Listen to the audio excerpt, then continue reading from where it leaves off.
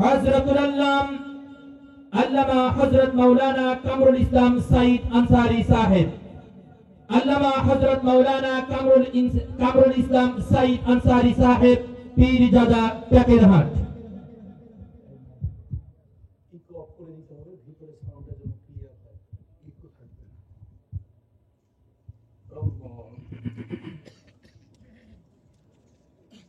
السلام عليكم ورحمة الله وبركاته.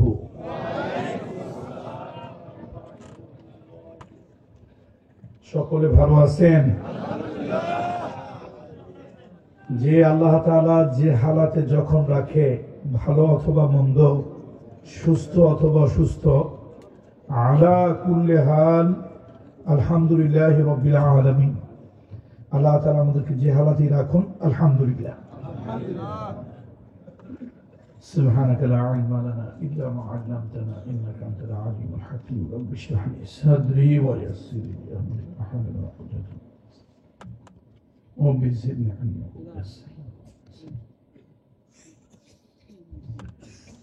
نحمده ونستعينه ونستغفره ونؤمن به ونتوكل عليه ونعوذ بالله من شرور أنفسنا ومن سيئات أعمالنا. من يهده الله فلا مضل له ومن يضلله فلن تجد له وليا مرشدا. ونشهد أن سيدنا وسندنا ومولانا وأولانا وطبيب قلوبنا محمد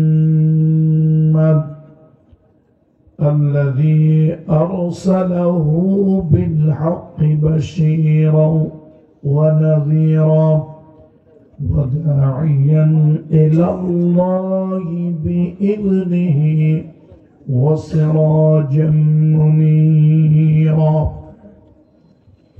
فقد قال الله تعالى في كلامه المجيد والفرقان الحميد: أعوذ بالله من الشيطان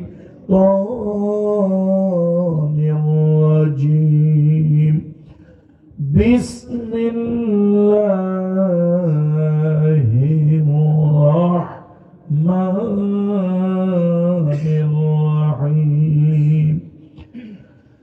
الذين إن مكناهم في الأرض أقاموا الصلاة وآتاءوا الزكاة وأمروا بالمعروف ونهوا عن المنكر ولله عاقبة الأمور. آمنت بالله إن الله وملائكته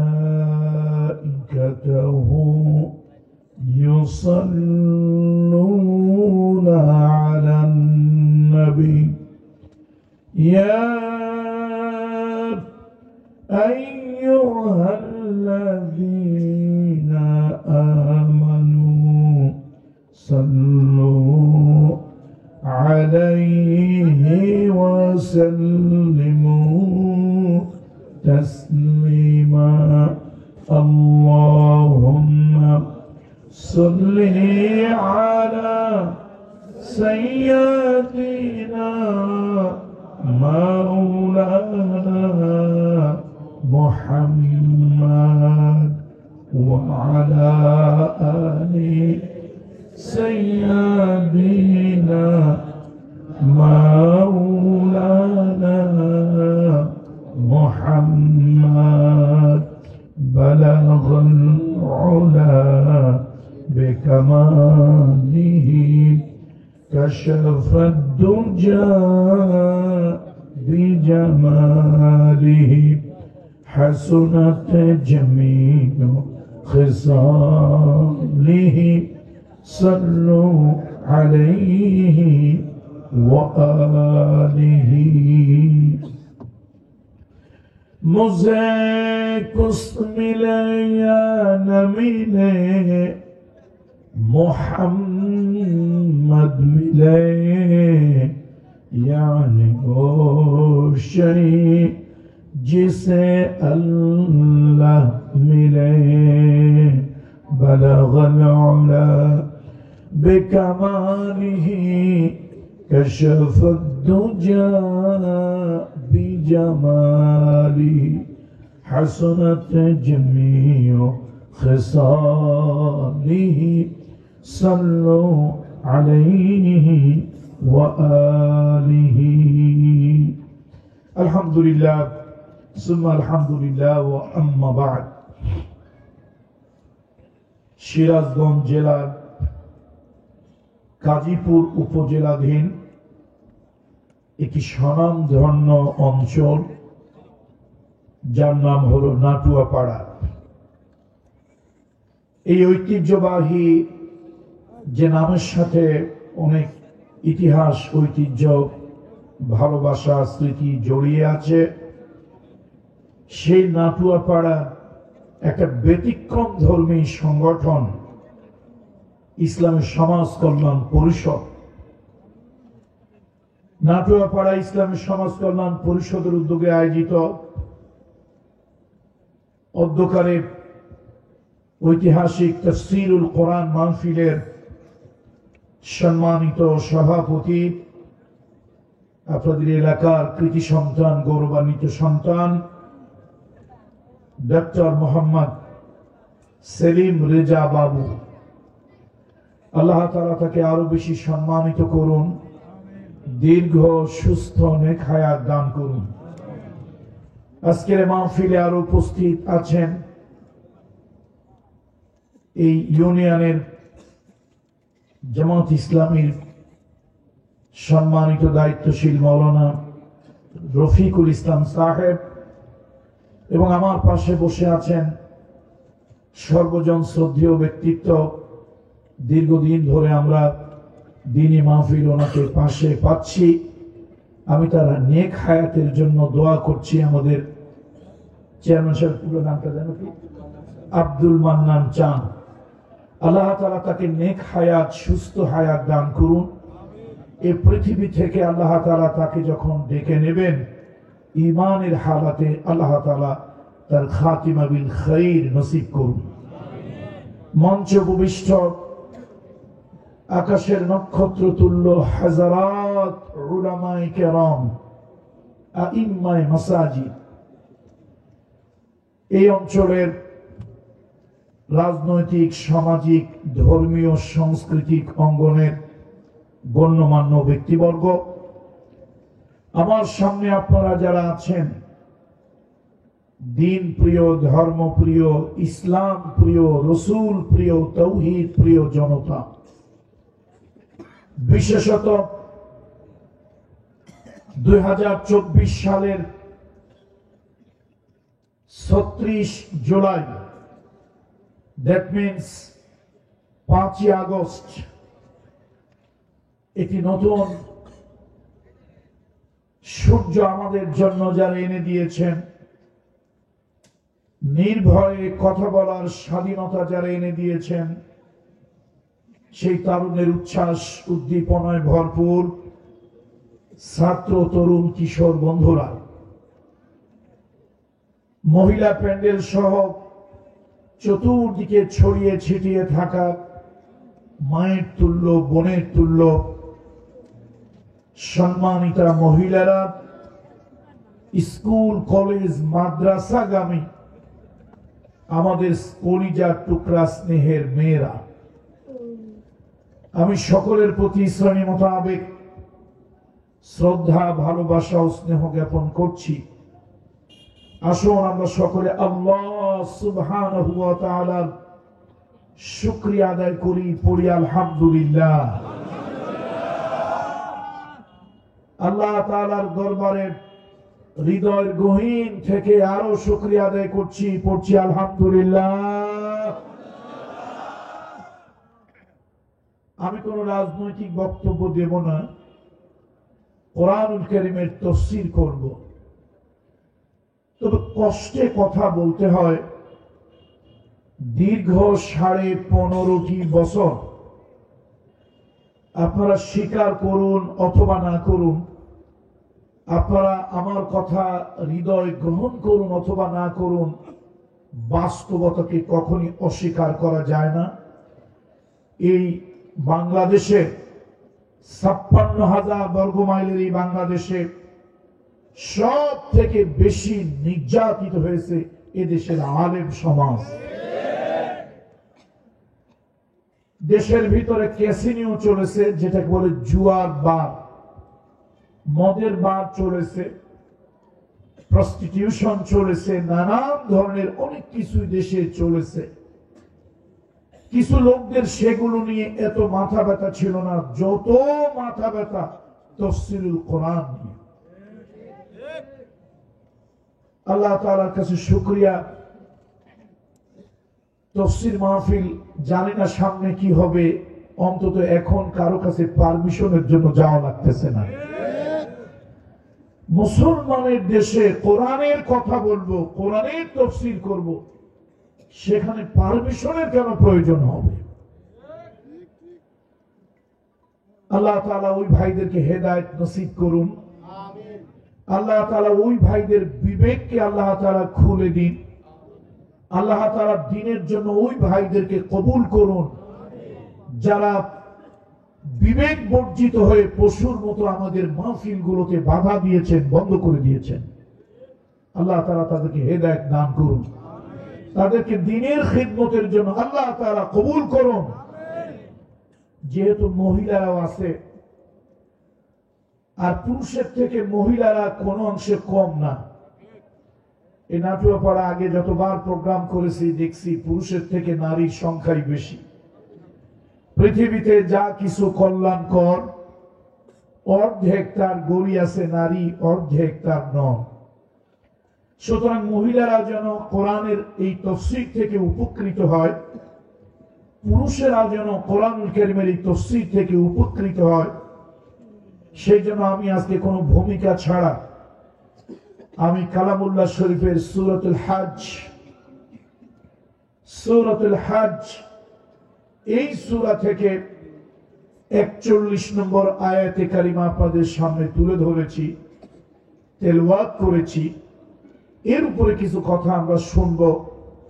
আল্লাহ তাআলা যেন আজকের এই আয়াতের উপরে আমাদেরকে আমল করার তৌফিক দান করেন। সুতরাং শক্ত কথা বলবো না, যাতে করে মহিলারা বুঝতে অসুবিধা হয়। গ্রামগঞ্জের সহজ সরল মানুষগুলি বোঝে না, এরকম দুর্বোধ্য কথা যেন না বলি। কালামুল্লাহ শরীফ সবাই যেন বোঝে, কোরআনুল কারীম সবাই যেন বোঝে, আমার আল্লাহর বাণী সবাই যেন বোঝে, ওইভাবে কথা উপস্থাপন করার তৌফিক আল্লাহ তাআলা দান করুন। আল্লাহ তাআলা কোরআন শরীফের সূরাতুল হজ 41 নম্বর আয়াতে কারিমায় বলেছেন, কোন দেশের মুসলমানদেরকে আল্লাহ তাআলা যদি একটি ভূখণ্ড দেয়, কোন একটা ভূখণ্ডের মালিক যদি মুসলমানেরা হয়, তারা 4টা কাজ করবে। কয়টা কাজ? 4খানা কাজ তারা করবে। অর্থাৎ ইমানদারেরা 4টা কাজ যদি করে, তাহলে ওই দেশটা, ওই ভূখণ্ডটা, ওই রাষ্ট্রটা হবে জনগণের জন্য কল্যাণময় রাষ্ট্র। কি রাষ্ট্র হবে ভাই? কল্যাণময় একটি রাষ্ট্র হবে। 4খানা কাজ যদি কোন দেশের ইমানদার মুমিনেরা করে, রাষ্ট্রের পক্ষ থেকে যদি 4খানা কাজ করে, তাহলে আল্লাহ তাআলা তার রহমত বরকতের দুয়ার খুলে দেবেন। ওই রাষ্ট্রটা হবে কল্যাণময় রাষ্ট্র। এরকম রাষ্ট্র আমরা চাই না যে রাষ্ট্রের দায়িত্বে যারা থাকবেন তারা রাষ্ট্রের সব কিছু লুটে পুটে খাবে। এরকম রাষ্ট্র আমরা চাই না। রাষ্ট্র জনগণ পরিচালনা করবে, কল্যাণের ভিত্তিতে পরিচালনা করবে, আল্লাহর দেওয়া বিধান অনুযায়ী রাষ্ট্র পরিচালিত হবে। বন্ধুরা আমার, মুরব্বীরা আমার,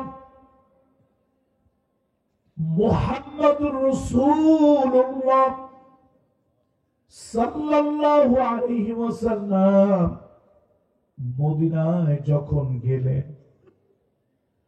মদিনায় তিনি একটা রাষ্ট্র প্রতিষ্ঠা করলেন। মদিনায় একটা কল্যাণময় রাষ্ট্র প্রতিষ্ঠা হলো।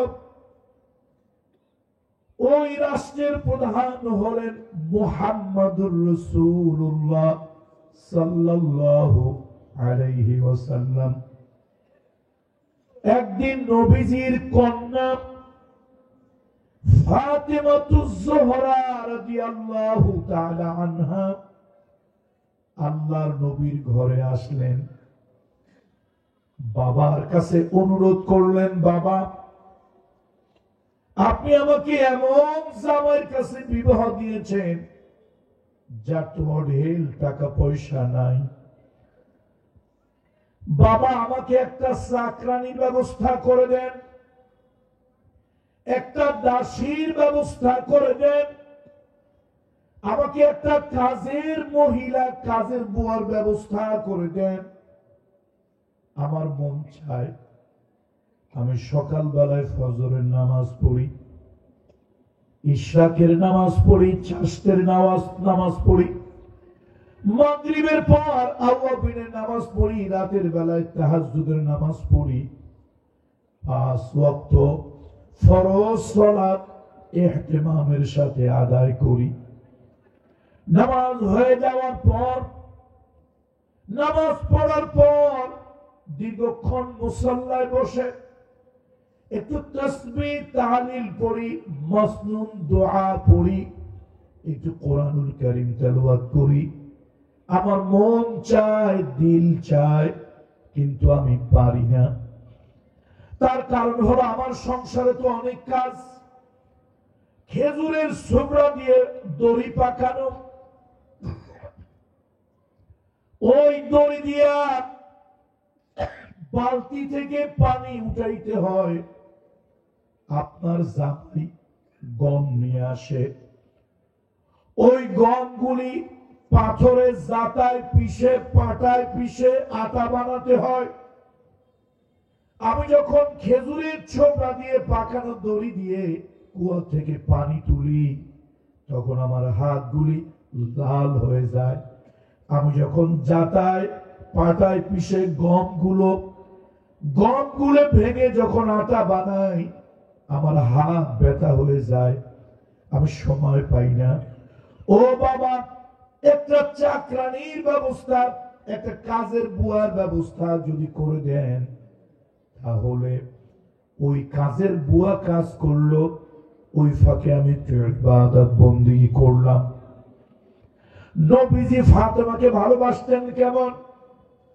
এই দুনিয়ায় রাসূলুল্লাহর সব থেকে বেশি ভালোবাসার নারী, আল্লাহ নবী যাদেরকে দুনিয়ায় সব থেকে বেশি ভালোবাসতেন, তাদের মধ্যে অন্যতম হলো মা খাদিজা। এই মা খাদিজাকে রাসূলুল্লাহ দুনিয়ার মধ্যে সব থেকে বেশি ভালোবাসতেন। নারীদের ভিতরে তো অন্যতম ছিলেন তিনি। মা খাদিজা ইন্তেকালের পর নবীজি সব থেকে বেশি ভালোবাসতেন যে মহিলাকে, যে নারীর ভালোবাসা রাসূলুল্লাহর হৃদয়ে ছিল, সেই মহিলার নাম হলো ফাতিমাতুজ জোহরা বিনতে মুহাম্মদ রাসূলুল্লাহ সাল্লাল্লাহু আলাইহি ওয়াসাল্লাম। এত ভালোবাসার নারী, অর্থাৎ নিজের মেয়ে এই মেয়েকে নবীজি এক মুহূর্তের জন্য ভুলতে পারতেন না। রাসূলুল্লাহ যদি কোথাও বিদেশে যেতেন, বাহিরে যেতেন, দূরে কোথাও সফরে যেতেন, সবার সাথে দেখা করার পরে at the last of all দেখা করতেন ফাতেমার সাথে। আবার বিদেশ থেকে নবীজি যখন আসতেন, অভিযান থেকে আসতেন, যুদ্ধ থেকে আসতেন, বাহির থেকে আসতেন, মদিনায় প্রবেশ করলে, মদিনায় ঢুকলে সর্বপ্রথম নবীজি ফাতেমার ঘরে আগে যেতেন। সেই ফাতেমা মদিনার বাদশাহ, মদিনার প্রেসিডেন্ট, মদিনার যিনি চালক, তার ঘরে এসে বলছে, আব্বাজান আমার জন্য একটা কাজের বুয়ার ব্যবস্থা করে দেন। নবীজির মুখখানা মলিন হয়ে গেল। আল্লাহ রাসূল মুখখানা কালো করলেন। হুজুর বললেন, মা আমি একটা নতুন রাষ্ট্রের দায়িত্ব সবেমাত্র হাতে নিয়েছি, এখন পর্যন্ত বিধবার ঘরে খাবার পৌঁছাতে পারি নাই, এখন পর্যন্ত এতিমের ঘরে খাবার পৌঁছাইতে পারি নাই, এখন পর্যন্ত অসহায় যে মানুষগুলি অভাবের কারণে ঋণ করে মারা গিয়েছে, আমার নবীর একটা সুন্নত হলো অভাবের কারণে যারা ঋণ করেছে, পেটের দায় ক্ষুধার যন্ত্রণায় যারা ঋণ করেছে, ঋণ পরিশোধ না করে মারা গিয়েছে, রাসূলুল্লাহ বলতেন এই মানুষগুলোর ঋণের দায় আমি মুহাম্মদ রাসূলুল্লাহ সাল্লাল্লাহু আলাইহি ওয়াসাল্লাম আমার কাঁধে উঠাইয়া নিলাম, আমার কাঁধে আমি তুলে নিলাম এই ঋণের দায়িত্ব। এগুলি পোড়াও করবা খাওয়ার জন্য ঋণ করে নাই, জীবন বাঁচানোর জন্য যারা ঋণ করেছে। ওই যে আপনাদের দেশে এক দরবেশ, কি যেন নাম দরবেশের, সালমান এফ রহমান, কত বড় বদমাশ, কত বড় বজ্জাত, দেশের জনগণের হাজার হাজার কোটি টাকা নামে বেনামে লোন নিয়ে দরবেশ শাস্ত্রে। কত বড় বদমাশ কেন বললাম? মুখের মধ্যে নবীজির সুন্নত দাড়ি, তাকে পাওয়া গেছে কি অবস্থায় বলেন তো, কি অবস্থায় পাওয়া গেছে?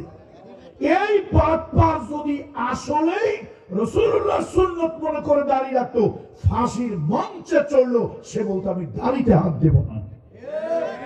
তাহলে ওর দাড়ি কি আল্লাহরে খুশি করার দাড়ি, না সোরের নৌকায় সাধুন মিশাল লাগানোর দাড়ি? এই বদমাশগুলি, এই বদমাশগুলি সমাজটাকে, দেশটাকে ধ্বংসের দ্বার প্রান্তে নিয়ে গেছে। যেরকম কথা বলতেছিলাম, মুহাম্মদ রাসূলুল্লাহ সাল্লাল্লাহু আলাইহি ওয়াসাল্লাম, তার কাছে তার সবথেকে ভালোবাসার নারী, তার কলিজার টুকরা কন্যা, বাবা হলো মদিনার প্রেসিডেন্ট, নতুন রাষ্ট্রের দায়িত্ব নিয়েছে, আর মেয়ে এসে বলছে, বাবা আমাকে একটা কি দেন। আমি তো খুব কঠিন ভাষায় বলতেছি না, সহজ ভাষায়, কথা তো বোঝা, আমাকে একটা কাজের লোক দেন। সেই কাজের লোকটা কুয়া থেকে পানি তুলবে, ওই সময় আমি একটু বসে বসে তাসবিহ পড়ব। আপনার জামাই গম আনবে, তখন তো আর আটা ছিল না দেশে, গম পিষে আটা তৈরি করতে হতো। আপনার জামাই গম আনবে, কাজের বুয়াটা একটু পাটায় পিষে পিষে, জাতায় পিষে পিষে আটা তৈরি করবে।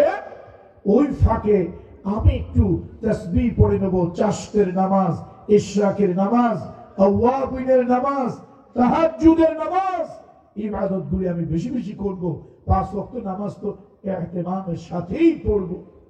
নবীজির মন খারাপ মলিন হলো, মা আমি নতুন একটা রাষ্ট্র দায়িত্ব নিয়েছি, এখন পর্যন্ত এতিমের ঘরে খাবার পৌঁছাতে পারি নাই, এখন পর্যন্ত বিধবার ঘরে খাবারগুলি পৌঁছাতে পারি নাই। এমতো অবস্থায় তোমাকে তো আমি একটা চাকরানির ব্যবস্থা করে দিতে পারবো না। নিজের কন্যাকে যেই নবী রাষ্ট্রের দায়িত্ব পাইয়া একটা চাকরানির ব্যবস্থা করে দিতে পারে না, সেই রাষ্ট্রটা কেমন রাষ্ট্র হতে পারে? আর আমার দেশে রাষ্ট্রের ক্ষমতায় গেলে কিছু লোক তো খাবি খা, জন্মের মতো খা, লুটে পুটে খা, শিকড় সুদ্ধা খা, সব খেয়ে ফেলে। চলবেন ঠিক কিনা?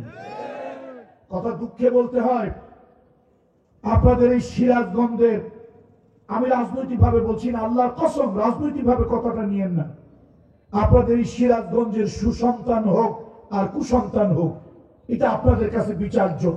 নাসিম সাহেব 2 বার মন্ত্রী ছিলেন, তার সন্তানেরা আলাদিনের এমন কি চেরাক পেল, এমন কি চেরাক তার হাতে পেয়েছে, জাদুর চেরাক, যেটা ঘষা দিলেই হাজার হাজার লক্ষ কোটি কোটি ডলার হয়।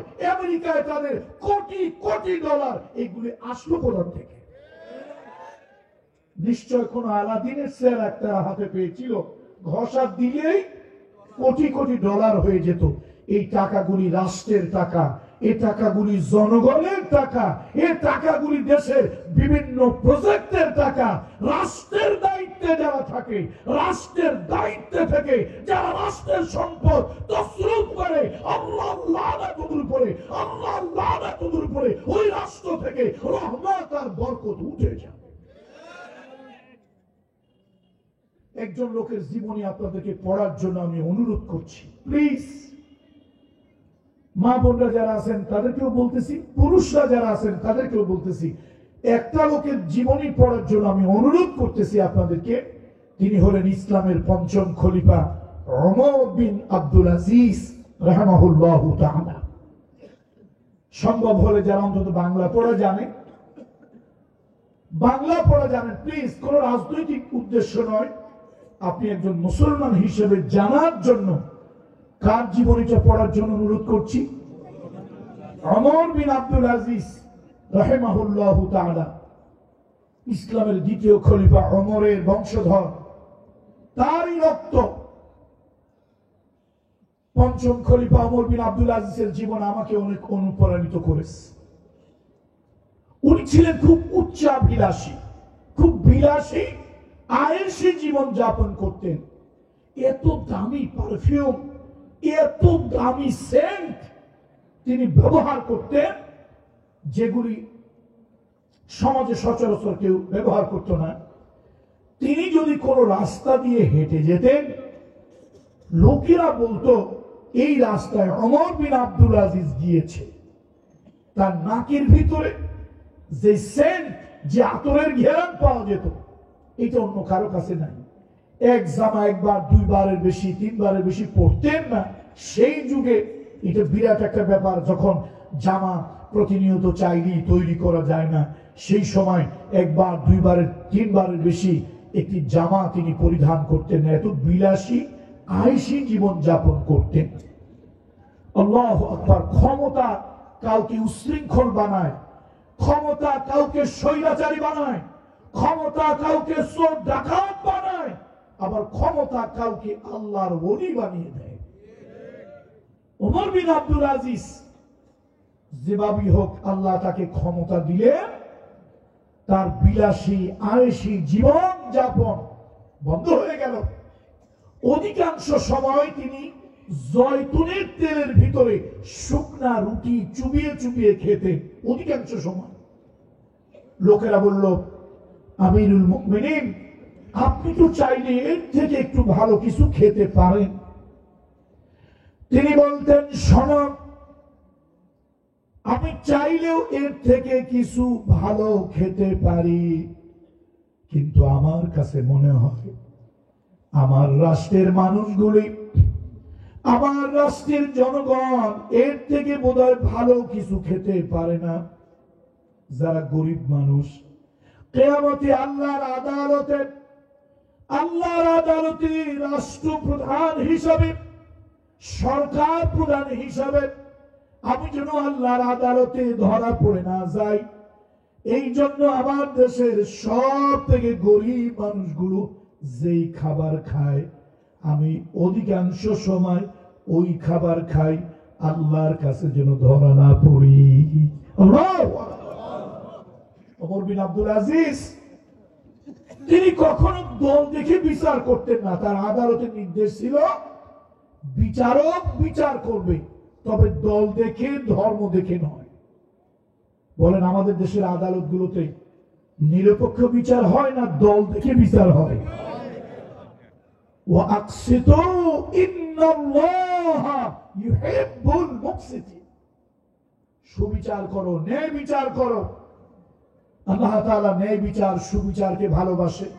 একটা কল্যাণময় রাষ্ট্রের জনগণ সুবিচার পাবে, ন্যায় বিচার পাবে, ইনসাফ পাবে, এটা তার অধিকার, নাগরিক রাইটস, অধিকার।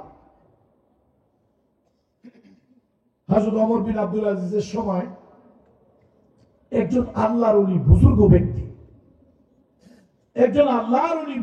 ব্যক্তি, উনি এই দুনিয়াদারি নানান ঝামেলায়, এই দুনিয়া ওনার কাছে আর ভালো লাগে না। মিথ্যা, স্বার্থপরতা, লোভ, লালসা, হানাহানি, মারামারি, কাটাকাটি, এই দুনিয়ার মানুষের নানান ধরনের এগুলো তার কাছে ভালো লাগে না। উনি কি করলেন?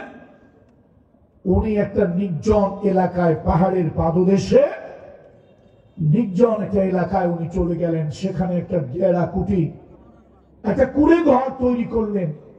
কিছু ছাগল তিনি সেখানে চড়ান, আর গাছগাছালি, বন জঙ্গলের মধ্যে তিনি বসবাস করেন। ওই বুজুর্গ আল্লাহর ওলির সাথে একজন খাদেম, একজন সঙ্গী আছে।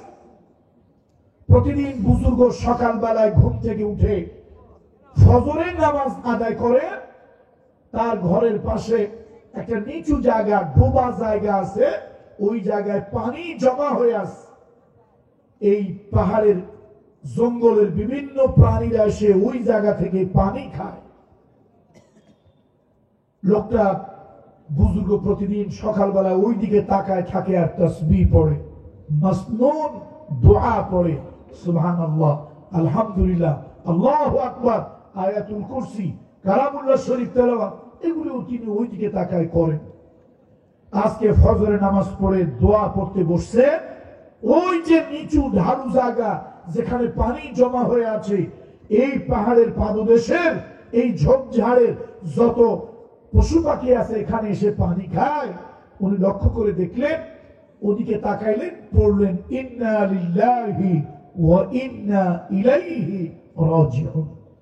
আচ্ছা বলেন তো, এই দোয়াটা আপনারা কখন পড়েন?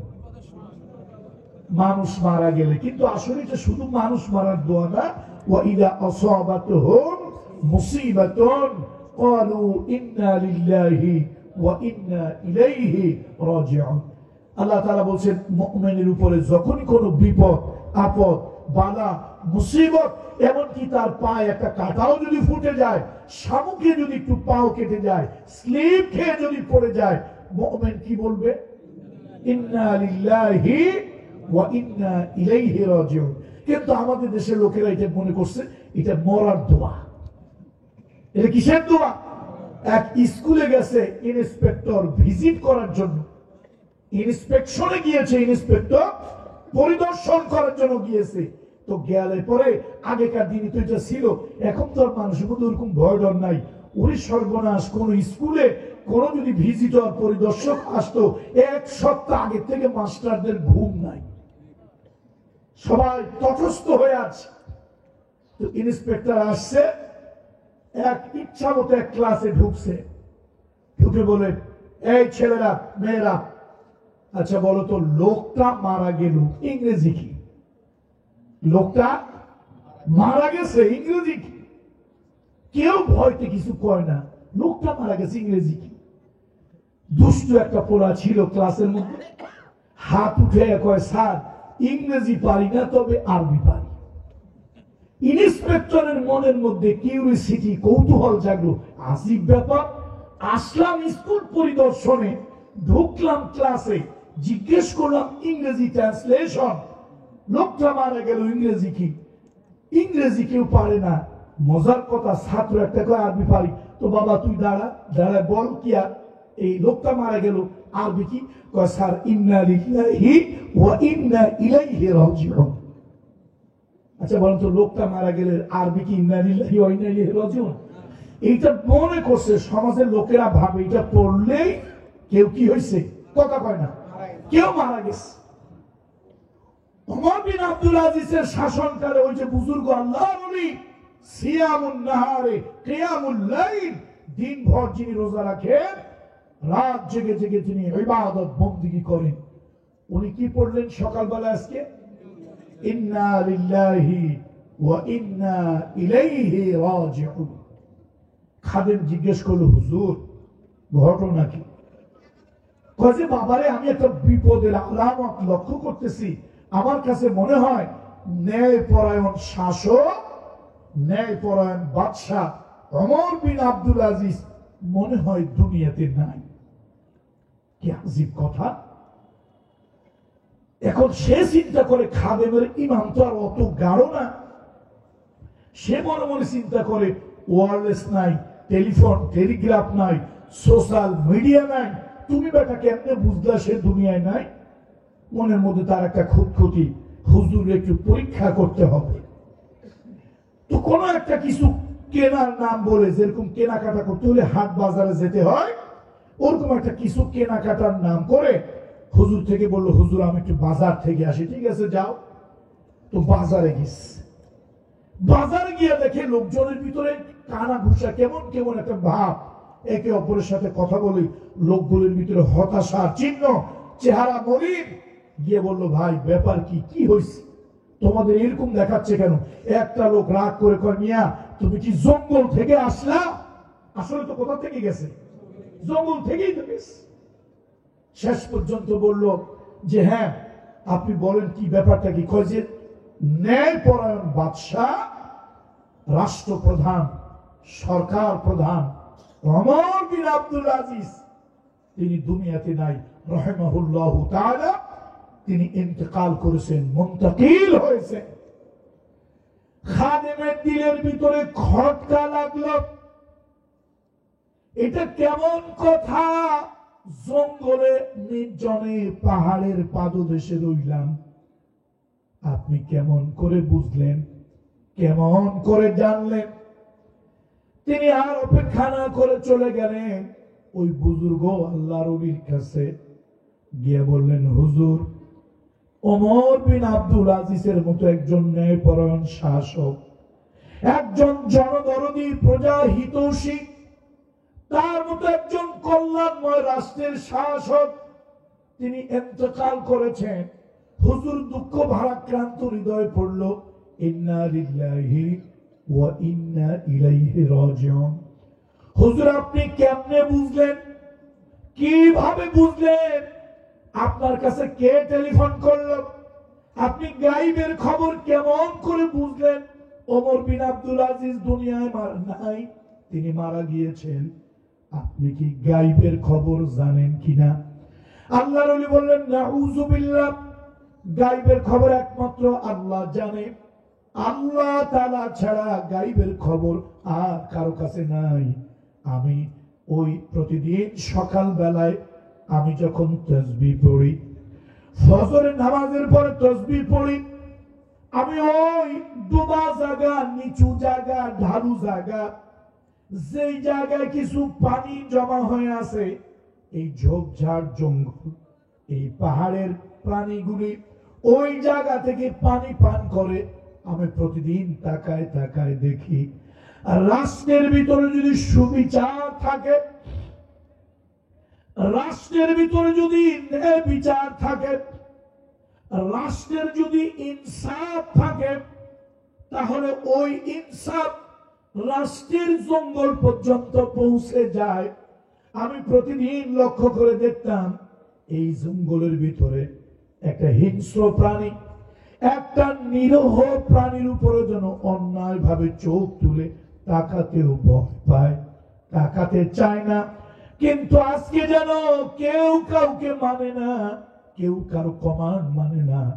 যার মতো যে যাকে আঘাত আক্রমণ করতে চায়। আমি জঙ্গলের এই বিশৃঙ্খল অবস্থা দেখে আমার দিলের মধ্যে ভয় হলো। আমি মনে মনে ভাবলাম, রাষ্ট্রের নিরাপত্তা প্রদানকারী ওই ন্যায়পরায়ণ শাসক মনে হয় দুনিয়ায় নাই। আমি এই জন্য ইন্নালিল্লাহ পড়েছিলাম। বলে হুজুর আপনার আশঙ্কাই সঠিক হয়েছে। ওমর বিন আব্দুল আজিজের মতো ন্যায়পরায়ণ একজন ব্যক্তি, যার আমলে মানুষের অভাব ছিল কিন্তু স্বভাব ভালো ছিল। মানুষ তার যাকাতের টাকা নিয়ে বিভিন্ন বাজারে বাজারে ঘুরতো আর এলান করত, জোরে জোরে চিৎকার করে শাউটিং করত, যাকাত কে নেবে, যাকাত কে নেবে, আমার কাছে কিছু যাকাতের অর্থ আছে, কার লাগবে, কে নেবে। মানুষদের অভাব ছিল কিন্তু লোকেরা কেউ নিতে চাইতো না। কেন? লোক ভাবতো আমার থেকে বোধহয় আর একটা লোক বেশি অভাবী, আমি যদি নেই ওই লোকটার হক নষ্ট হবে। আর একটা লোক ভাবতো আমার অভাব আছে, আমি যাকাত নিতে পারি, কিন্তু আমার থেকে বোধহয় আর একটা লোকের বেশি দরকার, সে যাকাত এরকম নিত না। লোকেরা যাকাত দেওয়ার জন্য এরকম ঘুরে বেড়াতো, রাস্তায় যাকাত দেওয়ার জন্য বাজারে গিয়ে জোরে চিৎকার করা লাগতো। একবার এক ব্যক্তি তিনি যাকাত বিভিন্ন বাজারে ঘুরে না পেয়ে আর জনপদের উদ্দেশ্যে রওনা হলেন। পথিমধ্যে এক পাহাড়ি এলাকায়, এক নির্জন এলাকায় গিয়ে একটা জায়গায় বিশ্রাম নেবেন। গিয়ে দেখলেন জীর্ণ শীর্ণ আপনার কাপড় চোপড়, একটা বড় গাঁটটি নিয়ে একটা লোক বসে আছে। সালাম দিল, আসসালামু আলাইকুম, কেফা আলাইকা ইয়া হাকি, কেমন আছো ভাই? যাক আল্লাহ ভালোই করছে, তোমার মতো একটা গরিব মানুষ পাইছি, তোমার মতো একটা গরিব মানুষ আল্লাহ মিলাই দিছে, আমার কপাল ভালো। আমার কাছে কিছু যাকাতের টাকা আছে, কিছু সদকার অর্থ আছে, কারে দেব কারে দেব, 3 দিন ধরে ঘুরতেছি, কোন লোক বলে না যাকাতটা আমারে দাও, সাদাকাটা আমারে দাও, কেউ বলতেছে না। তো আমি 3 দিন পর্যন্ত ঘুরে হয়রান হয়ে অন্য জনপদে যাচ্ছি। আল্লাহ ভালোই করছে, আমার আর যাওয়া লাগবে না। তোমার মতো গরিব মানুষ, এরকম গাট্টি মস্কাওয়ালা এক গরিবরে যখন পাইলা, আল্লাহ ভালো করছে, তোমারে দিয়ে দেই, তুমি নিয়ে নাও। লোকটাকে, তোমার কি মাথা টাথা নষ্ট হয়েছে? তোমার কি মাথার স্ক্রুবে গন্ডগোল আছে? আরে মিয়া, তোমার ওখানে কত টাকা? কয় যে আমার তো এতগুলি আশরাফি দিনার বা দিরহাম। কয় তোমার যা তার থেকে 3 গুণ নিয়া তুমি 3 দিন ধরে ঘুরতেছো, আমি 1 সপ্তাহ ধরে বাজারে বাজারে ঘুরে বেড়াচ্ছি, যাকাত কে নেবে, যাকাত কে নেবে। মানুষের অভাব আছে কিন্তু স্বভাব পাল্টে গেছে। একটা মানুষ তার প্রয়োজন হলো নিচ্ছে না, জানি আমার থেকেও আর এক ভাই বেশি অভাবী, তার লাগবে। যখন কোন কল্যাণময় রাষ্ট্র হবে, আল্লাহ তাআলা রাষ্ট্রের দরজা খুলে দেবেন, বরকতের দরজা খুলে দেবেন। ভাইরা আমার, শিক্ষিত সমাজ যারা আছেন, শিক্ষিত সমাজ যারা আছেন, বিশেষ করে কলেজ, স্কুল, মাদ্রাসার যারা শিক্ষক মন্ডলী আছেন, আমি আপনাদেরকে শ্রদ্ধা করে বলি, শ্রদ্ধা নিয়ে বলি, বিভিন্ন রাজনৈতিক দলের লোকেরা মাহফিলে যারা আসছেন অথবা যারা দূরের থেকে কান লাগায় শুনতেছেন, আপনাদের উদ্দেশ্য করে বলি, যখন আফগানিস্তানের তালেবানদের নাম বলা হতো, তালেবানদের নাম বললেই এদেশের রাজনৈতিক দলের লোকদের চুলকানি শুরু হয়ে যেত। আপনারা কি খবর রাখেন তালেবানদের? আপনারা কি তালেবানদের খবর রাখেন? বর্তমান দুনিয়ায় সব থেকে ঊর্ধ্বমুখী কারেন্সি যাদের, ঊর্ধ্বমুখী কারেন্সি আমেরিকার ডলারকে ছাড়িয়ে যাদের কারেন্সি সামনের দিকে এগিয়ে যাচ্ছে, তারা হলো ওই আফগান যোদ্ধারা। আজকে সারা দুনিয়ার কারেন্সির ভিতরে তাদের কারেন্সি ঊর্ধ্বমুখী। যারা রাশিয়ার সাথে দীর্ঘদিন যুদ্ধ করে বিধ্বস্ত হলো, আমেরিকার সাথে যুদ্ধ করে বিধ্বস্ত হলো, রাশিয়াকে হটিয়ে দিল, আমেরিকাকে হটিয়ে দিল, আজকে সেই যোদ্ধারা তাদের দেশে ইসলামী হুকুমত কায়েম করার কারণে, কোরআনের শাসন ভিত্তিক সমাজ গঠন করার কারণে আল্লাহ রহমতের দরজা খুলে দিয়েছে। গত মাস, 1.5 মাস, 2 মাস আগে দেখেছি, তারা বাহির থেকে, পৃথিবীর কোন রাষ্ট্র থেকে তারা বাস আমদানি করবে না, তারা নিজেদের দেশের পাবলিক ট্রান্সপোর্টেশনের জন্য, পাবলিকের চলাচল করার জন্য নিজের দেশের বাস উদ্ভাবন করেছে। এই গত সপ্তাহে, এই সপ্তাহে আবার সোশ্যাল মিডিয়াতে দেখলাম তারা এখন তাদের পণ্য পরিবহনের জন্য, এই ট্রান্সপোর্টেশনের কাজে ব্যবহার করার জন্য তারা নতুন করে আবার ট্রাক আবিষ্কার করেছে। অর্থাৎ বিশ্বের কোন দেশ থেকে তারা আর এখন ট্রাক আমদানি করবে না, তাদেরটা দিয়ে তাদের পণ্য চালাবে এবং প্রয়োজনে তাদের আর স্বয়ংসম্পূর্ণ হয়ে যাওয়ার পরে বহির্বিশ্বের আন্তর্জাতিক পরিমণ্ডলে অন্য অন্য দেশে তারা এগুলি সাপ্লাই করবে। সুবহানাল্লাহ বলবেন না? সুবহানাল্লাহ তো বলা দরকার। চরিত্র না পাল্টাইলে কেমনে বলবেন? তার কারণ হলো শত্রু তাদের কাছে শত্রুই মনে করেন। একজন গিয়ে বলছিল, ভাই একটু দোয়া করো, আমার ছেলেটা স্কুলে ভর্তি হবে। তোর ছেলে স্কুলে ভর্তি হইলে লাভ কি? ভর্তি হয়ে করবে কি? স্কুলে ভর্তি হবে, তবে পরীক্ষায় পাশ করতে পারবে না। কিছুদিন পর লোকটা এসে বললো, ভাই একটু দোয়া করে দেন, আমার ছেলেটা মেট্রিকে ভালো একটা পাশ করছে। ভালো পাশ করলে কি হবে? কলেজে তো চান্স পাবে না।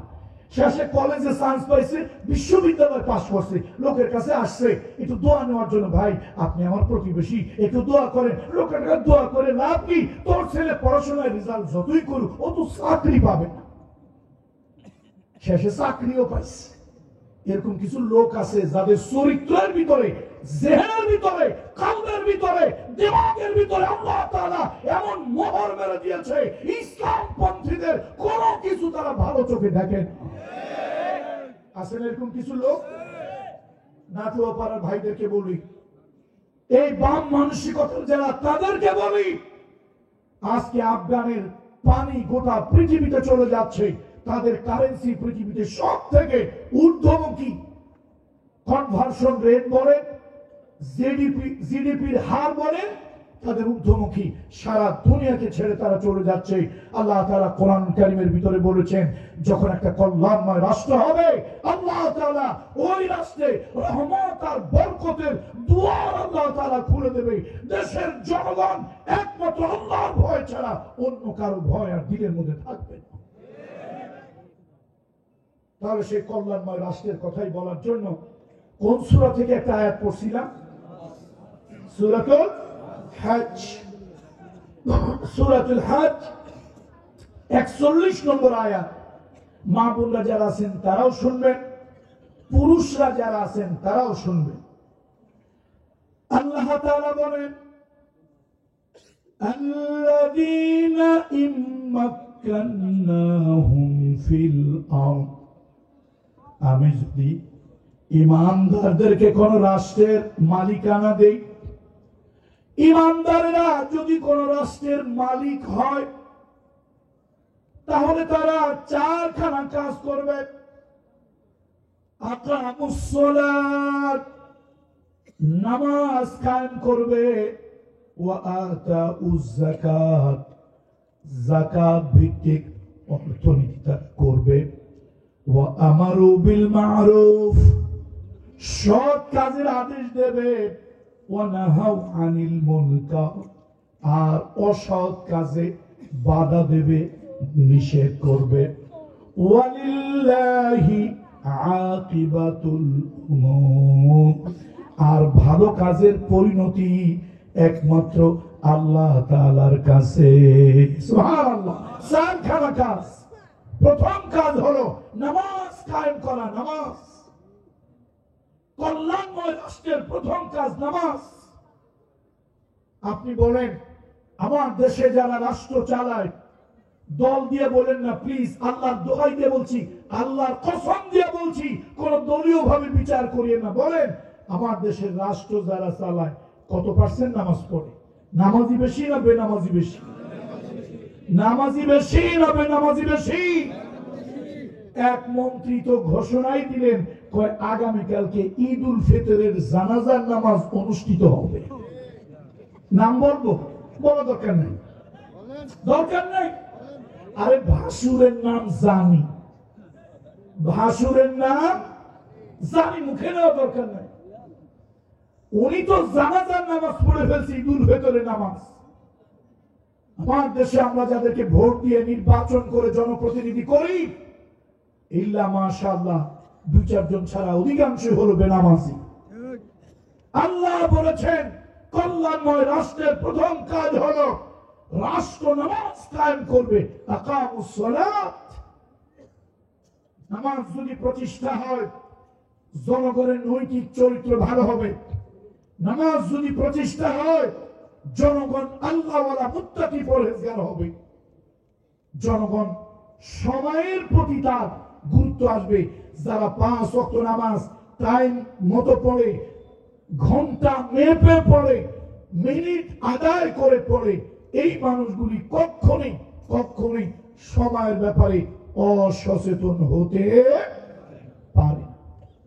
অথচ আমার দেশের মুসলমান, আমরা তাদেরকে রাষ্ট্র ক্ষমতায় পাঠাই, তার অধিকাংশ বেনামাজি।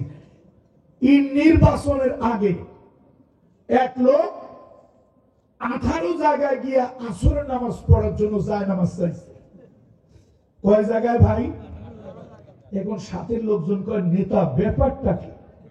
আমরা আলেম ওলামার কাছ থেকে শুনছি জোহরের নামাজের পর নামাজ পড়া যায়, মাগরিবের পর নামাজ পড়া যায়, এশার পরে নামাজ পড়া যায়, ফজরের আর আসরের পরে নামাজ পড়া যায় না। এখন আপনি যে 18 জায়গায় গিয়ে এই পর্যন্ত গুনলাম, হিসাব করে দেখলাম 18 জায়গায় যায় নামাজ চাইছেন, ব্যাপার কি? আসরের নামাজ কয়বার পড়া যায়? কারণ আসরের নামাজ একবারই পড়া যায়। মাসলা আমি জানি, 18 জায়গায় চাওয়ার উদ্দেশ্য হলো পাবলিক বুঝুক আমি নামাজি, পাবলিক বুঝুক আমি কি নামাজি। এরকম নামাজি না। আল্লাযীনা ইম্মাক্কান্নাহুম ফিল আরদ আকামুস সালাত, নামাজ কায়েম করতে হবে। বিশ্বনবী মানবতার বন্ধু মুহাম্মদুর রাসূলুল্লাহ সাল্লাল্লাহু আলাইহি ওয়াসাল্লাম, আল্লাহর নবী ইন্তেকাল করলেন। ইন্তেকালের পূর্বে রাসূলুল্লাহ আল্লাহর নবী উম্মতের উদ্দেশ্যে যেটা বললেন, আম্মাজান আয়েশা বলেছেন, রাসূলুল্লাহ বলেছেন, as-salat as-salat ওয়া মা মালাকাত আইমানুকুম, নামাজ নামাজ, আমার উম্মতেরা নামাজ, আর তোমাদের অধীনস্থ লোকেরা। নামাজের কথা নবীজি বলেছে, অধীনস্থ লোকেদের কথা রাসূলুল্লাহ সাল্লাল্লাহু আলাইহি ওয়াসাল্লাম বলেছেন। এই জন্য নামাজ প্রথম প্রতিষ্ঠা করতে হবে, নামাজ কায়েম করতে হবে। 2 নম্বর হলো যাকাত। যাকাত, আজকে আমাদের দেশের অর্থনীতি হলো সুদ ভিত্তিক, আর আল্লাহ বলেছেন রাষ্ট্রের অর্থনীতি হবে যাকাত ভিত্তিক। তাহলে বড় লোক আরো বড় লোক হবে না, গরিব লোক আরো গরিব হবে না। একটা মানুষ থাকার জন্য বাড়ি পায় না, আর এক মন্ত্রী বিদেশে বাড়ি বানিয়েছে 350টা নাকি 55টা।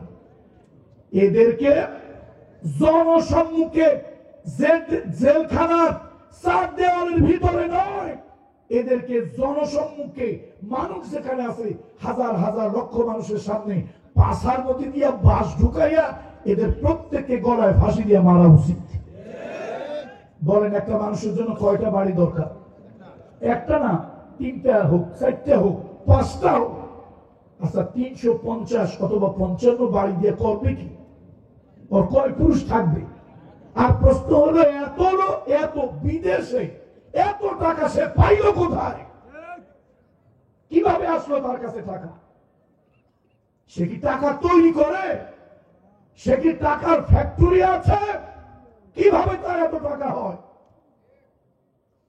সুতরাং জনগণের সম্পদ লুটে পুটে খাওয়ার জন্য এই যারা দেশের জনদন্দী সাজে, ওদের প্রত্যেকে কচু গাছে গলায় দড়ি দিয়ে, কচু গাছের দড়ি দিয়ে ফাঁসি দিতে হয়। দামি গাছে দেওয়া যাবে না, গাছের ইজ্জত নষ্ট হবে। কোন গাছে গলায় দড়ি দিতে হবে? ওদেরকে কচু গাছে গলায় দড়ি দিতে হবে।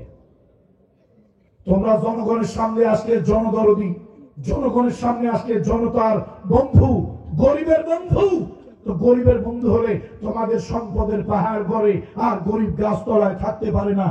1 টাকা, 10 টাকা, 1000 টাকা, কোটি টাকা হয়, হাজার হাজার কোটি টাকা হয়। তুমি এমন কোন নবাবজাদা সলিমুল্লাহর বংশধর, তোমার এমন কি মেশিন আছে যেটা দিয়ে তুমি হাজার হাজার কোটি টাকা হও? জনগণের সম্পদ যারা চুরি করে এরা বিশ্বাস থেকেও খারাপ, জোরে বলেন ঠিক না? এগুলো জানোয়ার, মানুষ নয়। ইমামদারদেরকে কোন ভূখণ্ড আল্লাহ দিলে কয় কাজ হবে? 4 কাজ। প্রথম হলো তারা নামাজ কায়েম করবে। হ্যাঁ, অমুসলিম ভাইদের উপরে জবরদস্তি নাই, তাদের উপরে নামাজ জবরদস্তি। দেশে ইসলাম কায়েম হয়েছে, কোরআনের বিধান হয়েছে, সেই দেশে হিন্দু আছে, বৌদ্ধ আছে, খ্রিস্টান আছে, তাদেরকে ইসলাম বলেছে লা ইকরাহা ফিদ্দীন, লা ইকরাহা ফিদ্দীন। তাদের উপরে গলার উপরে পাড়া দিয়ে জবরদস্তি করে তাদেরকে ইসলাম পালন করতে বাধ্য করা হবে না, বরং তারা স্বাধীনভাবে তার ধর্ম পালন করবে। নিরাপত্তা আমরা মুসলমানেরা দেব। রাসূলুল্লাহ বলেছেন, আল মুসলিমু মান সালিমান নাস মিন লিসানিহি ওয়া ইয়াদিহি, মুসলমান তো ওই ব্যক্তি যার হাত আর জিহ্বা থেকে অন্য মানুষ নিরাপদ থাকে। মুসলমান অন্য ধর্মের লোকদের উপরে এই জিহ্বা দিয়ে আক্রমণ করবে না, এই হাত দিয়ে আঘাত করবে না, এই হাত দিয়ে অত্যাচার নির্যাতনের অস্ত্র কোন মুসলিমের উপরে তুলবে না। সুতরাং তারা তাদের ধর্ম পালন করবে, মুসলমান নামাজি হবে, নামাজ রাষ্ট্রীয়ভাবে প্রতিষ্ঠা হবে, এটা হলো দায়িত্ব। 2 নম্বরে যাকাত ভিত্তিক অর্থনীতি হবে। যাকাত তুখাযু মিন আগনিয়াইহিম ফাতুরাদ্দু ইলা ফুকারাইহিম, ধনীদের থেকে যাকাত নেবে, গরিবদেরকে যাকাত দিতে হবে। আজকে সুদ ভিত্তিক এই যে ফিনান্সিয়াল ট্রানজাকশন, ফিনান্সিয়াল করেসপন্ডেন্স সুদ ভিত্তিক হওয়ার কারণে ধনীরা আরো ধনী হয়, গরিব মানুষ আরো গরিব হয়। আচ্ছা বলেন, সিনেমা হল দেয় গরিবরা না বড় লোকেরা? সিনেমা দেখতে যায় কে, গরিব না বড় লোক? তাহলে গরিবের টাকা কার কাছে গেল? মদের বার খুললো, গরিব মানুষ মদের বার খোলে? মদের বার খোলে কারা? হাজার হাজার লক্ষ লক্ষ টাকা লাগে একটা বার খুলতে, মদের বার খুললো বড় লোক, কিন্তু মদ খাইতে গেল কে? তাহলে বড় লোক আরো বড় লোক হয়, গরিব কি হয়? আরো গরিব হয়। এই যে অপশাসন, ইসলাম এগুলোর ব্যাপারে কথা বলেছে যে না, যাকাত ভিত্তিক। এখন প্রশ্ন হলো, নামাজের পরে আল্লাহ যাকাতের কথা কেন বলেন? এই যে আপনার আমার প্রত্যেকের পিছনে একটা হাড্ডি আছে, মেরুদণ্ড, ব্যাকবোন। মেরুদণ্ড না থাকলে একটা মানুষ সোজা হয়ে দাঁড়াতে পারে না। একটা রাষ্ট্রের যদি মেরুদণ্ড, অর্থ যদি না থাকে, তাহলে রাষ্ট্র সোজা হয়ে দাঁড়াতে পারে না, রাষ্ট্র ভঙ্গুর হয়ে যায়। দুর্ভাগ্য, আমার দেশে বিগত 15.5 বছর সব থেকে বেশি লুণ্ঠন হয়েছে এদেশের অর্থ। ভাই রাগ করেন না, ঢাকা বিশ্ববিদ্যালয় অল্প কিছুদিন হলো তো পড়াশোনা করেছি। আমি 1000 বছরের ইতিহাস বলতেছি। কত বছরের? 1000 বছরের ইতিহাস বলতেছি।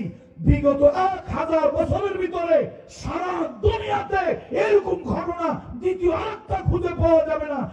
1000 বছরের ভিতরে অল ওভার দ্য ওয়ার্ল্ড, গোটা পৃথিবীতে এরকম ঘটনা একটাও ঘটে নাই যে দেশের সরকার প্রধান, রাষ্ট্রপ্রধান, সরকার প্রধান সে পালিয়েছে, মন্ত্রী পরিষদ পালিয়েছে, কনস্টিটিউয়েন্সির 300 সংসদীয় আসনে 350 পার্লামেন্টারিয়ান একসাথে পালিয়েছে, 550 থানার ওসি একসাথে পালিয়েছে, জাতীয় মসজিদের খতিব পর্যন্ত পালিয়েছে।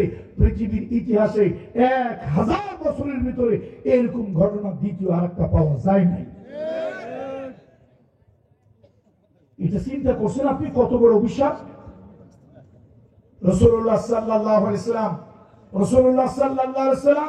মুআজ বিন জাবালকে যখন ইয়েমান দেশে পাঠায়, সহিহ হাদিস, এই মাদ্রাসায় যারা পড়ে একটা সাধারণ ছাত্র এই হাদিসটা জানে, আলিয়া মাদ্রাসা, কওমি মাদ্রাসা সবাই জানে, একটা খুব সহজ একটা হাদিস। বাআসা রাসূলুল্লাহ সাল্লাল্লাহু আলাইহি ওয়াসাল্লাম মুআজ বিন জাবাল ইলাল ইয়ামান, নবীজি যখন মুআজ বিন জাবালকে ইয়ামান দেশে পাঠাচ্ছিলেন, আল্লাহ নবী তার ঘাড়ের উপরে হাত রাখলেন।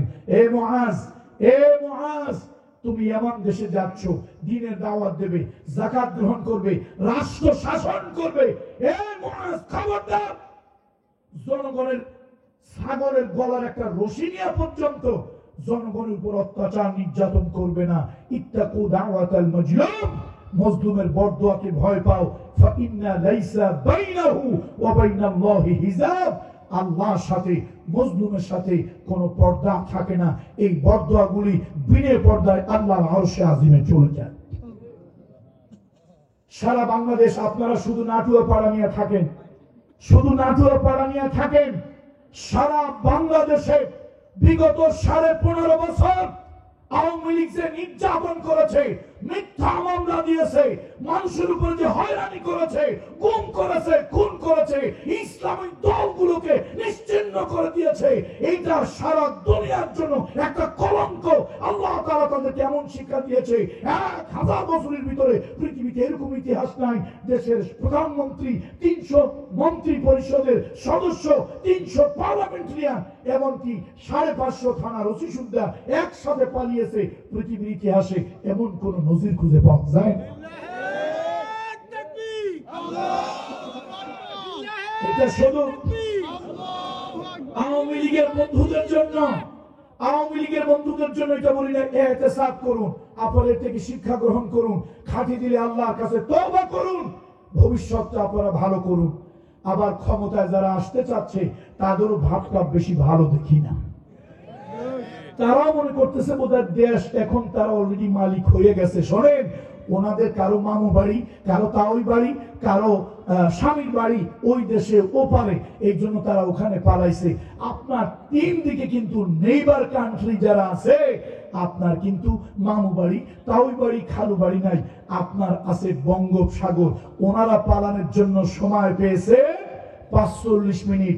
আপনারা যদি জনগণের সাথে বেঈমানি দুশ্মনী করেন, আপনারা যদি জনগণের চোখের ভাষা বুঝতে না পারেন, আপনারা পালানোর জন্য সময় পাবেন মাত্র 15 মিনিট। কিছু লোকের ভাবসা এখনই সাদাবাজি শুরু করে দিয়েছে। আসলে এরকম কিছু লোকজন ভাবখানা এরকম যে তারা দেশের মধ্যে একটা কিছু হয়ে গেছে। ভাইদেরকে বলি, সমাজ কল্যাণ পরিষদের ভাইদেরকে বলি, যা আছে কপালে এরকম 2-4টা সাদাবাজ পাইলে একদম পিটাইয়া ঠান্ডা করে ফেলবেন। মায়ের উপরে ওষুধ নাই, মায়ের উপরে কি নাই, এইটাই সব থেকে বড় মেডিসিন। সোজা পিটা। ওই যে বলছিলাম একবার, এই মাঠেই তো বলছিলাম একবার, একটা কিতাবে সবাই ঠান্ডা। যে কিতাবটার নাম হলো কিতাবুল ফিদা। এই কিতাবটা দিলে সব সন্ত্রাসী ঠান্ডা হয়ে যায়। 4খানা কাজ: নামাজ কায়েম করা, যাকাত আদায় করা, সৎ কাজের আদেশ দেওয়া, সৎ কাজের আদেশ, অসৎ কাজে বাধা প্রদান, আমারু বিল মারুফ ওয়া নাহা আনিল মুনকার। রাষ্ট্র যদি সৎ কাজের আদেশ দেয় এটা সর্বোত্তম হয়। রাষ্ট্র জানিয়ে দিল যৌতুক নেওয়া যাবে না, যৌতুক নিলে, যৌতুকের জন্য জবরদস্তি করলে 6 মাসের সশ্রম কারাদণ্ড এবং 50,000 টাকা জরিমানা। আচ্ছা, ওইটা কার্যকর হবে না আমি ট্যাগের হাটের পীরজাদা, পীর সাহেবের ছেলে আমি বললে আমারটা কার্যকারী হবে? কারটা কার্যকারী হবে? রাষ্ট্রে বললে রাষ্ট্রে। সেই জন্য আমাদের দেশে ক্যাসিনো চলেছে, আমরা বাধা দিতে পারি নাই। দেখেন, আল্লাহর কোরআন আইন করলো মদ হলো হারাম। আমার দেশের পার্লামেন্ট কি আইন করেছে? বয়স যদি হয় 21 আর যদি তার কাছে মদ খাওয়ার লাইসেন্স থাকে, গভর্নমেন্টের কাছ থেকে নেয়, তাহলে তার জন্য মদ বৈধ। শুনতেছেন আপনারা না শুনতেছেন না? আমি কিন্তু আসমানের কথা না, জমিনের কথা বলতেছি। কোরআন শরীফের ভিতরে আল্লাহ তাআলা আইন করলেন মদ কি? জোরে বলেন, মদ কি? আল্লাহ আইন করলেন মদ হারাম। আর আমার দেশের পার্লামেন্টারিয়ানরা তারা ওই পার্লামেন্টে গিয়ে আইন পাস করলো মদ হলো কি? হারাম, যদি বয়স হয় 21 আর যদি থাকে গভর্নমেন্টের লাইসেন্স।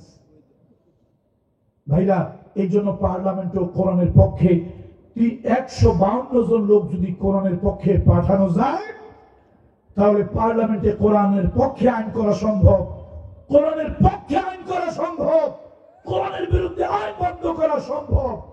যদি 152 জন পার্লামেন্টারিয়ান এই দেশ থেকে মুসলমান যদি পাঠাতে পারে, কোরআনের পক্ষে আইন করা যায়। তবে কোরআনের পক্ষে আইন করা না গেলেও কোরআনের বিপক্ষের আইনের বিরোধিতা করা যায় যদি ভাগের বাচ্চা একটাও থাকে। আল্লামা সাইদি সাহেব, আমি দোয়া করি, আওয়ামী লীগের স্পিকার ছিলেন হুমায়ুন রশিদ চৌধুরী, কি নাম? আমি তার জন্য দোয়া করছি। আমি বলেছি রাজনৈতিক কারণে আমরা অন্ধ হয়ে কথা বলি না, আমরা বুঝে শুনে কথা বলি। আওয়ামী লীগের স্পিকার হুমায়ুন রশিদ চৌধুরীর জন্য দোয়া করছি, আল্লাহ তার জিন্দেগীর গুনাহ খাতা মাফ করে দিন, আল্লাহ তাকে বেহেশতের জায়গা করে দিন। সাইদি সাহেব তখন তার সাথে মাত্র একজন সংসদ সদস্য। উনি সিংহের মতো গর্জে উঠে পার্লামেন্টে বললেন, স্পিকার, এই যে পার্লামেন্টে ঢুকে লোকজন মাথা নীতি করে, বাও করে, কুর্নিশ করে, এটা রুকুর পর্যায়ে চলে যায়, ইসলামী শরীয়তে এটা হারাম, এটা কবিরা গুনাহ। কিছু লোক আছে রাজনীতির কারণে নামাজ কালাম পড়ে, মুসলমানের বাচ্চা, কিন্তু এগুলো কুলাঙ্গারের থেকেও খারাপ। এ মুসলমান, ইব্রাহিম খলিলুল্লাহকে আগুনে পুড়িয়ে মারার জন্য নমরুদ অগ্নিকুণ্ডলী খুলেছিল, অগ্নি গর্ত খুলেছিল ইব্রাহিম খলিলুল্লাহকে আগুনে জ্বালিয়ে মারার জন্য। সেই আগুনে এসে কাকলাস ফু দিয়েছিল, কাল্লাস ফু দিয়েছিল, আগুনের তীব্রতা বাড়িয়ে ইব্রাহিম খলিলুল্লাহকে আগুনে জ্বালিয়ে মারবে। আপনারা বলেন, কাকলাস একটা না 1000 কোটি কাকলাস এক জায়গায় ফু দিলেও ফ্যানের বাতাসের, পাখার বাতাসের মতো হবে? সাতার মাথা কেউ টের পাবে? কিচ্ছু হবে না। কিন্তু এই কাকলাস ফু দিয়েছে ইব্রাহিম খলিলুল্লাহর বিপক্ষে, জালিম খোদাদ্রোহী নমরুদের পক্ষে। এই জন্য রাসূলুল্লাহ কাকলাসকে ঘৃণা করেছেন। আর একটা ব্যাঙ এসে প্রস্রাব করেছিল। আচ্ছা বলেন তো, একটা ব্যাঙের 1 জাররা প্রস্রাবে হয় কি? একটা ব্যাঙ, 1000 ব্যাঙ, 1 লক্ষ ব্যাঙ, 1 কোটি ব্যাঙের প্রস্রাব এক জায়গায় করলে 1 কেজি 1.5 কেজি হবে? ওটা সাদার মাথা কি হবে? কিচ্ছু হবে। কিন্তু ব্যাঙ কার পক্ষে ভূমিকা নিয়েছে?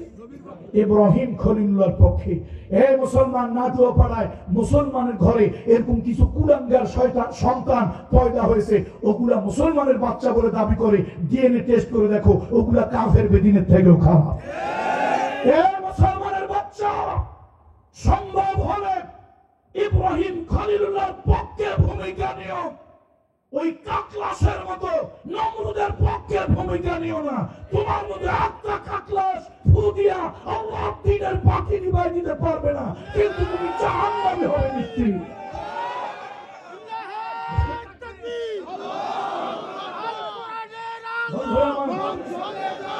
বন্ধুরা আমার, এরকম 2-1টা কাকলাস মার্কা লোকজন আছে কি না? অনেক এলাকায় 2-1টা কাকলাস আছে, ওরা বাতিলের পক্ষে ভূমিকা নেয়।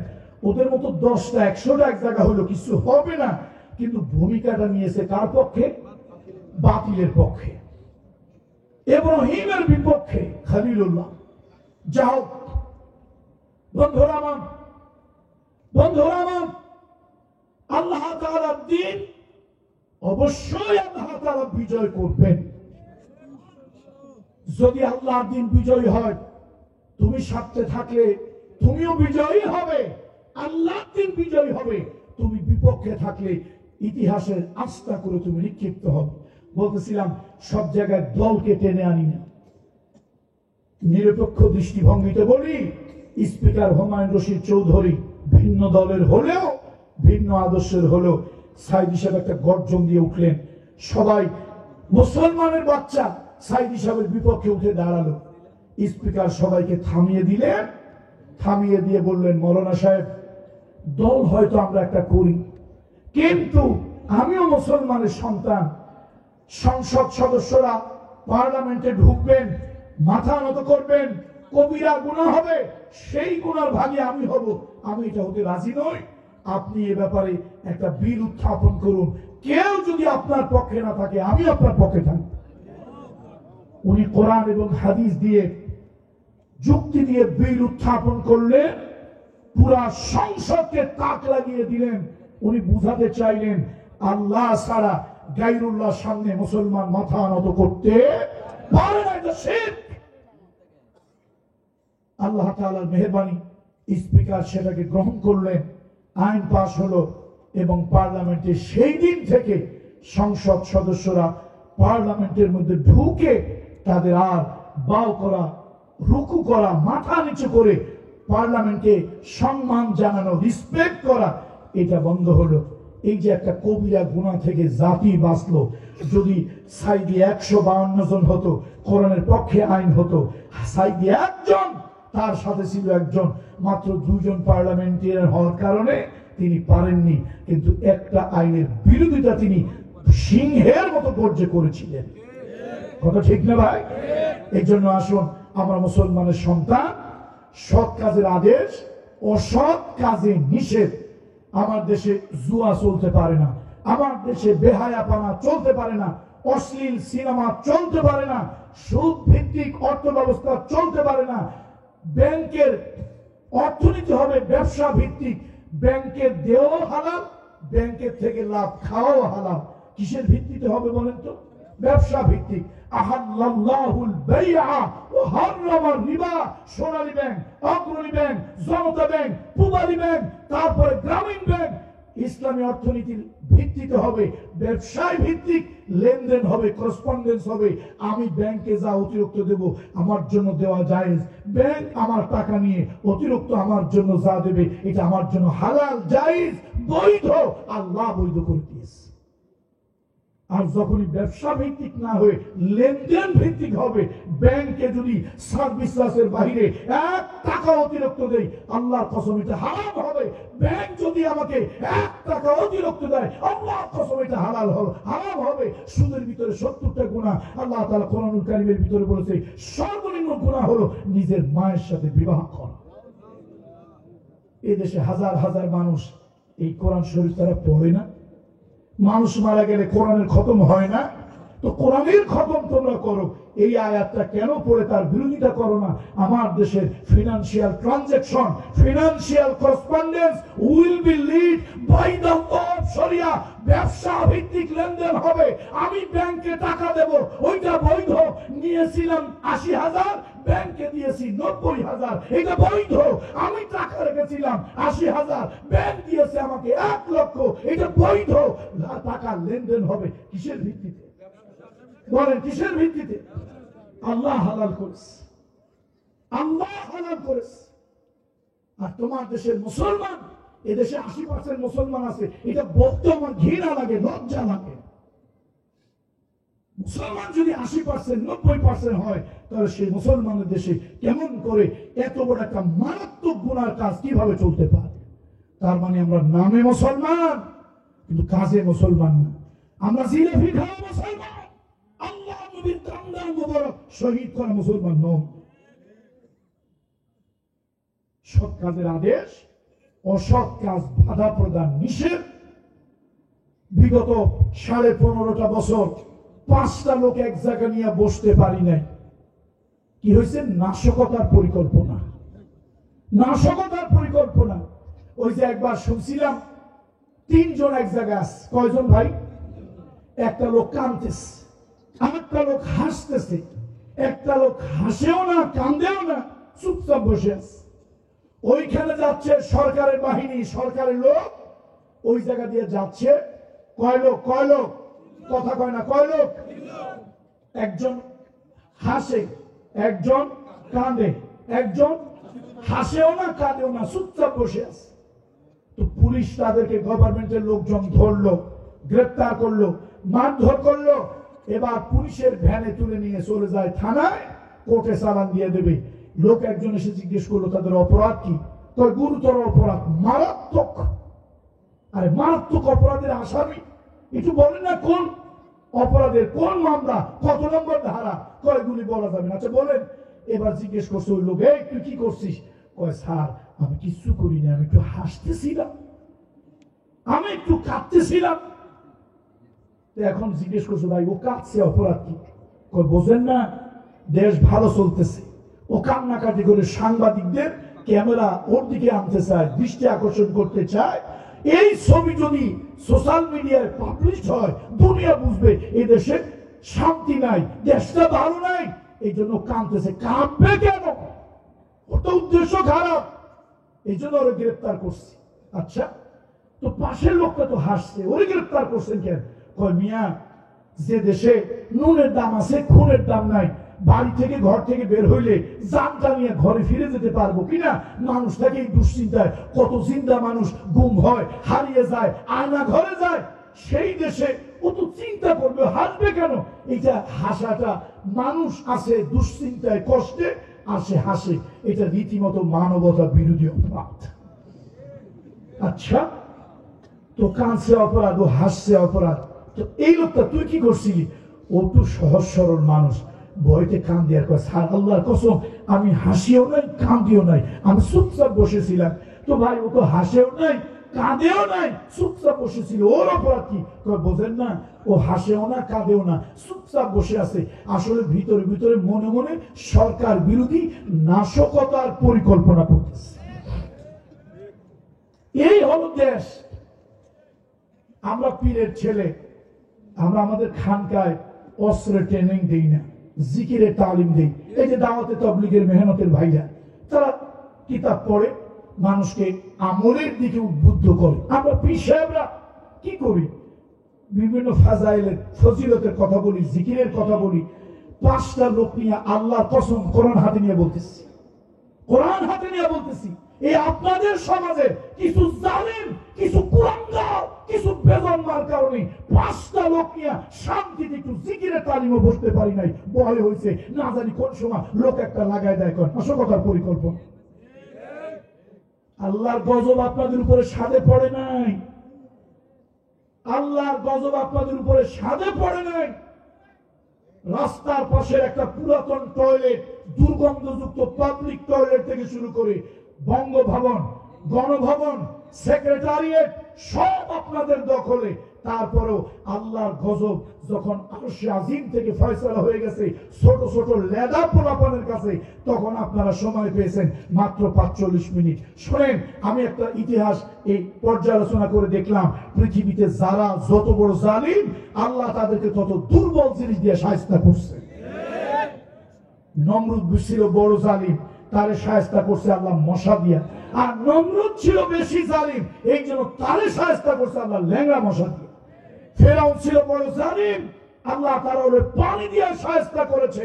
আবু জাহেল জালিম ছিল, আবু জাহেলকে কোন বীর পুরুষের হত্যা করে নাই, ছোট্ট ছোট্ট বাচ্চা মুআজ আর মুআওয়াজকে দিয়ে আল্লাহ তাআলা ওদেরকে শিক্ষা দিয়ে দিয়েছে। আব্দুর রহমান ইবনে আউফ বলতেছেন, যুদ্ধের মাঠে আমি আমার পাশে তাকাই, দেখি কোনো বীর পুরুষ নাই। আমি একটু ভয় ভয় পাচ্ছিলাম, আমার পাশে কোনো বীর পুরুষ নাই। এমন সময় ছোট্ট ছোট্ট 2টা বালক এসে আমাকে বলল, চাচা আমাদেরকে একটু দেখান তো আবু জাহেল কই। আমার নবীর উপরে বহুত কেদারি করছে, আমার হাবিবকে বহুত কষ্ট দিয়েছে, নবীজিকে ইসলামকে বহুত জ্বালাইছে, ওই আবু জাহেলটা কই। উনি অবাক হয়ে গেলেন। আব্দুর রহমান ইবনে আউফ বলেন, আমি ওই বাচ্চা দুটোকে বললাম, ওই যে দেখো খুব বড় দেহ, সবার ঘাড়ের উপর দিয়ে যার ঘাট, এটা আবু জাহেল। ছোট্ট বাচ্চা মুআজ আর মুআওয়াজ কৌশল করে নিপুণ ভাবে তরবারি ভাসতে ভাসতে চলে গেল, আবু জাহেলকে গিয়ে আঘাত করলো। শত্রুপক্ষ তার হাতের উপরে আঘাত করলো, হাতটা ছিঁড়ে কেটে এই আপনার কোন চামড়ার সাথে লেগে আছে, ঝুলতেছে, হাতটা নিয়ে সহ্য করতে পারছে না, পায়ের নিচে দিয়ে ঝটকা জোরে একটা টান মেরে এমন জোরে আবু জাহেলকে আঘাত করেছে, আবু জাহেল জাহান্নামের টিকিট নিয়ে দুনিয়া থেকে বিদায় হয়ে গেছে। পৃথিবীতে যারা যত বড় জালিম, আল্লাহ তাদেরকে তত দুর্বল জিনিস দিয়ে শায়েস্তা করেছে। আপনারা এই দেশে মিথ্যা মামলা, কাল্পনিক মামলা, মামলার উপরে মামলা, একটার উপরে 10টা মামলা, 10টার উপরে 1000টা মামলা। মসজিদের ইমামদেরকে হকের পক্ষে কথা বলার কারণে মসজিদ থেকে টেনে বের করে পিটাইয়া রক্তাক্ত করে থানার পুলিশের হাতে তুলে দিয়েছেন। আলেমদেরকে নিয়ে পায়ের মধ্যে অস্ত্র ঠেকাইয়া গুলি করে শত শত আলেমকে পঙ্গু বানিয়ে দিয়েছেন, চোখ তুলে দিয়েছেন। আল্লাহ তাআলার পক্ষ থেকে ফয়সালা হয়েছে, এদেশের বড় বড় রাজনৈতিক দলেরা আপনাদেরকে শায়েস্তা করতে পারে নাই। ছোট্ট ছোট্ট স্কুল কলেজের লেদা গুড়া পোলাপান, এগুলো আপনাদেরকে পিটাইয়া 45 মিনিটে দেশ ছাড়া করে দিয়েছে। এটা আল্লাহর গজব। এর সামনে কারা ক্ষমতা আসবেন জানি না, তাদেরকে বলি, সামনে কারা ক্ষমতা আসবেন জানি না, তাদেরকে বলি, এই মেসেজটা কামরুল ইসলাম সাইদ আনসারীর মেসেজটা তাদের কাছে পৌঁছায় দেবেন। সামনে যারা ক্ষমতা আসতে চায়, ওরাও যদি জনগণের সাথে এইরকম আচরণ করে, তাহলে ওদের পরিণতি এর থেকেও বেশি খারাপ হবে। আল্লাহ তাআলা কোন জুলম আল্লাহ তাআলা কখনই বরদাস্ত করেন না। কল্যাণময় রাষ্ট্রের কাজ 4টা। নামাজ পড়বে জনগণ কি পড়বে? নামাজ রাষ্ট্রীয়ভাবে কায়েম হবে, অর্থনীতি হবে যাকাত ভিত্তিক।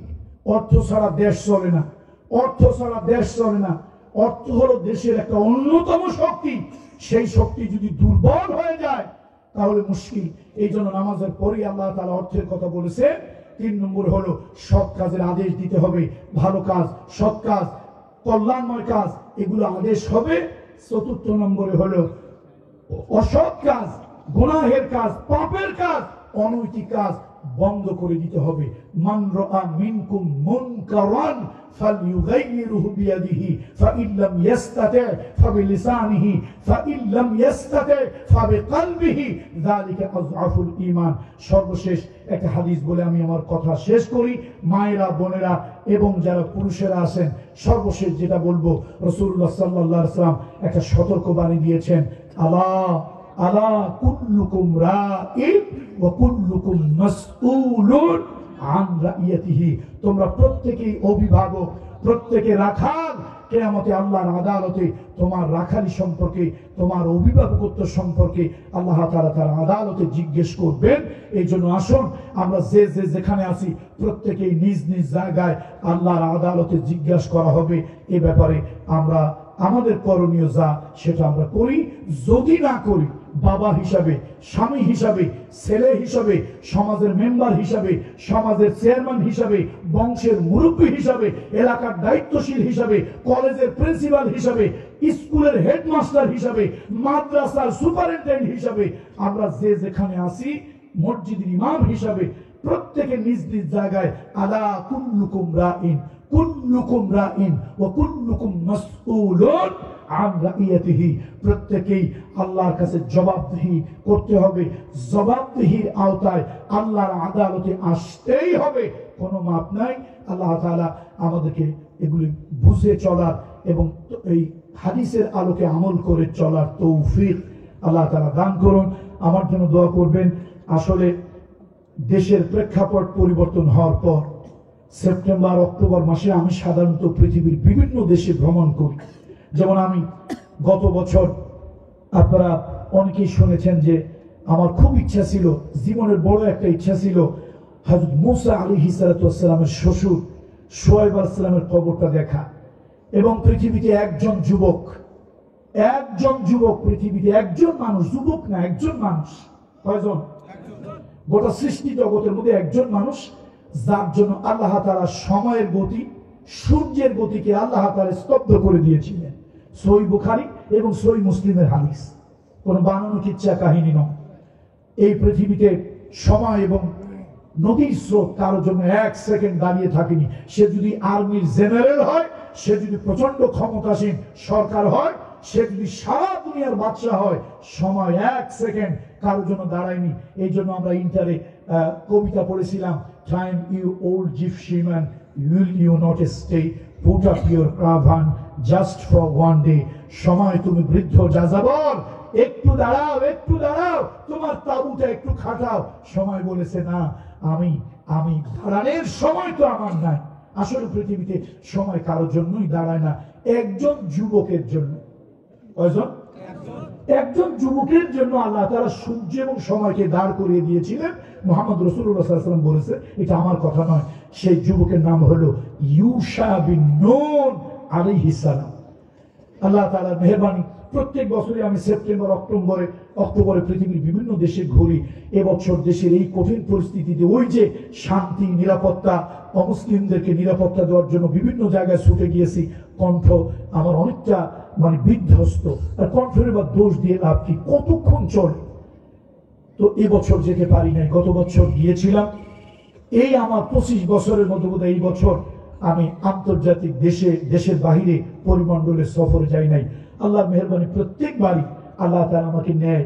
আমি ভালোবাসি পৃথিবীকে দেখার জন্য। এ ভাইরা, নাটোপাড়ার ভাইরা, যারা দূর থেকে শুনতেছেন, কাছের থেকে শুনতেছেন, আল্লাহ তাআলা সর্বময় ক্ষমতার মালিক। সর্বময় ক্ষমতার মালিককে আমি একটা জায়গায় গিয়েছিলাম, আপনারা একটু মোবাইলে সার্চ দিয়ে দেখতে পারেন। জায়গাটার নাম হলো পেত্রা।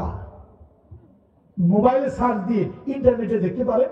এটা হল ওয়ার্ল্ড হেরিটেজ, পৃথিবীর বিস্ময়। পৃথিবীর যত প্রত্নতাত্ত্বিক বিষয় আছে, নিদর্শন, তার মধ্যে ওয়ার্ল্ড হেরিটেজ একটা হলো পেত্রা। আমি সেখানে গিয়ে আমি চিন্তা করেছি আল্লাহর সৃষ্টি নিয়ে, আল্লাহর কোরআন নিয়ে চিন্তা করেছি। কেন? আল্লাহ বলছে আমার জমিনে দেখো আমি অনেক শক্তিশালী লোকদেরকে আমি আল্লাহ তাআলা দুর্বল করেছি, কাবু করেছি, নিশ্চিহ্ন করে দিয়েছি, উচিত শিক্ষা দিয়েছি। যখন কোন জাতি অধিক বাড়াবাড়ি করে আমি ইতিহাস থেকে তাদেরকে গাইড করে দিয়েছি। আমার শরীরে প্রত্যেকটা লোম দাঁড়িয়ে গিয়েছে, আমি পারলে যেন চিৎকার করে শাউটিং করি আল্লাহু আকবার, আল্লাহু আকবার শাউটিং করি। তাই তো আমরা আল্লাহু আকবার জোরে বলে ফেলছিলাম। ইসরায়েলের পাশেই তো পুলিশ এসে আমাদেরকে ঘিরে ফেলেছে, গ্রেফতার করে ফেলেছে। পরে ওখানে অনেক বলে টলে বুঝানো হইলো আসলে ওরা তো আল্লাহু আকবার শব্দ শুনলে ভয় পায়, আল্লাহু আকবারের মিছিল শুনলে কি করে? ভয় পায়। দুনিয়ার সবাই জালিমেরা ভয় পায়, আল্লাহু আকবারের স্লোগান সহ্য করতে পারে না। অথচ মুসলমানের বাচ্চাও যদি আল্লাহু আকবারে ভয় পায়, আমরা জন্মের পরে নবীজির সুন্নত ডান কানে আজান দাও, বাম কানে ইকামত দাও। আজানের প্রথম লফজ কি? আল্লাহু আকবার। ইকামতের প্রথম লফজ কি? আল্লাহু আকবার। মসজিদে আজান হয় আল্লাহু আকবার। ইমাম সাহেব নামাজের মধ্যে প্রবেশ করে তাকবীরে তাহরিমা বলে নামাজে প্রবেশ করে, ওটা কি? আল্লাহু আকবার।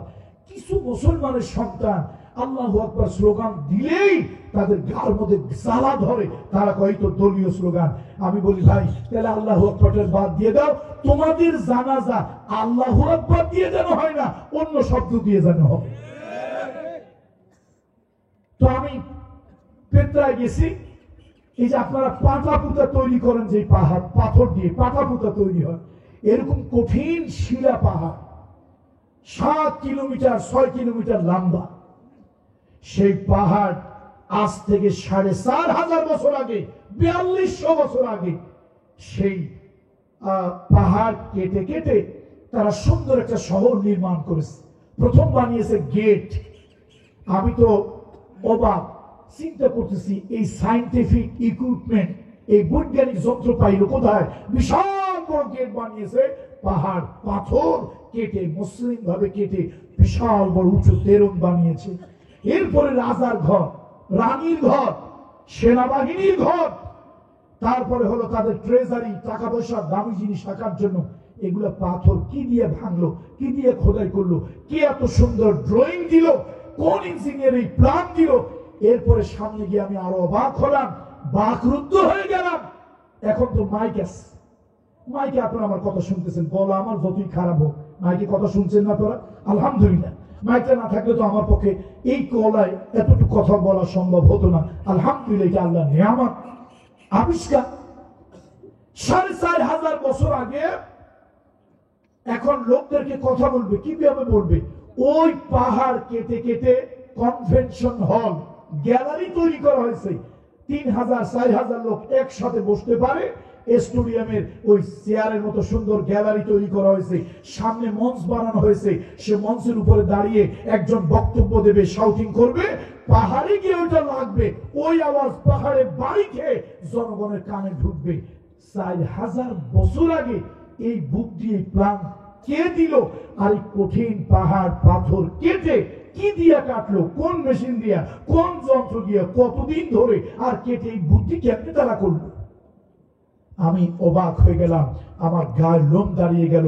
আমি আল্লাহকে বারবার বলতে লাগলাম, আল্লাহ আল্লাহ, আপনি যে সত্যি কোরআনে বলেছেন পৃথিবীর অনেক বড় বড় শক্তিশালী জাতিকে আপনি আল্লাহ তাআলা জমিনে বিলীন করে দিয়েছেন। আসুন অহংকার ভুলে যাই, অহংকার ভুলে যাই। ক্ষমতার অহংকার, দলের অহংকার, টাকার অহংকার, নেতার অহংকার, নেত্রীর অহংকার, ব্যক্তির অহংকার। অহংকার মানুষকে দাবিয়ে ছাড়ে, অহংকার মানুষকে ধরায় নামিয়ে ছাড়ে, অহংকার মানুষকে অপমান অপদস্থ করে ছাড়ে। সুতরাং আসুন আল্লাহ তাআলা অহংকার থেকে আমাদেরকে হেফাজতে রাখুন।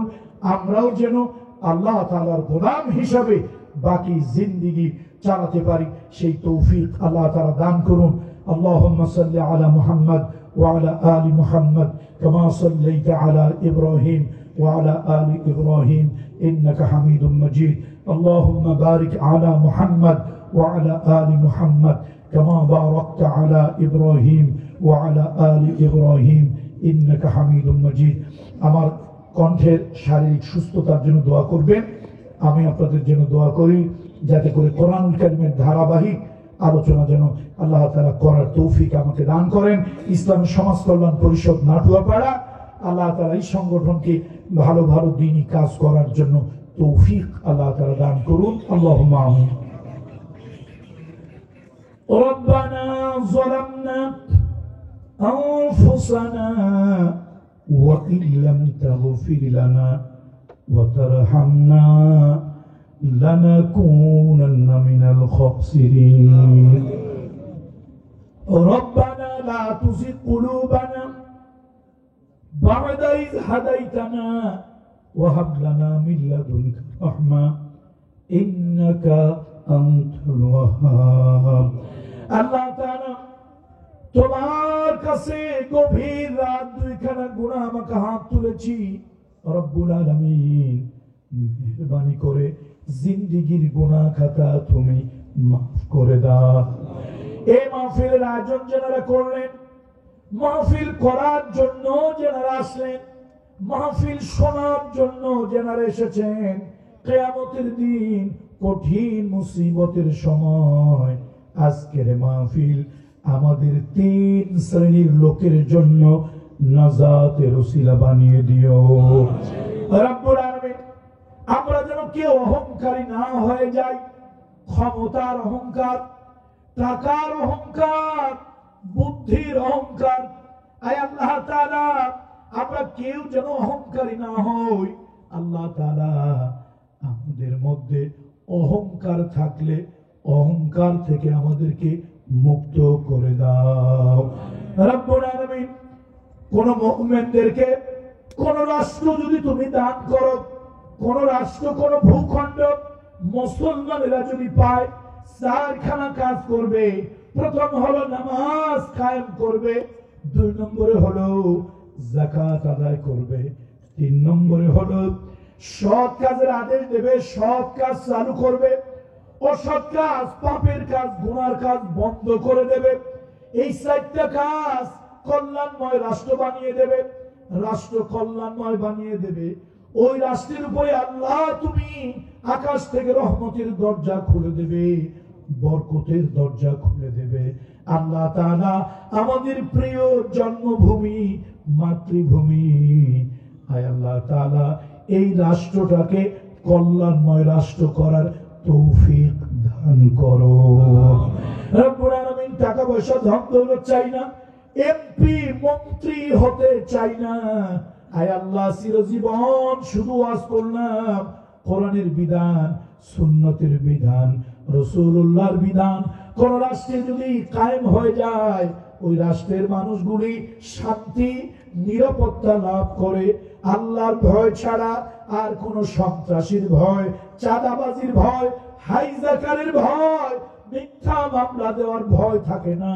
আল্লাহ তাআলা তুমি দয়া করে আমাদেরকে ওই কল্যাণময় রাষ্ট্র দেখার তৌফিক দান করো রব্বুল আলামিন। কোরআনের রাজ কায়েম হয়েছে, এই দৃশ্যটা চোখে না দেখাইয়া অন্ধকার কবরে ডাক দিও না।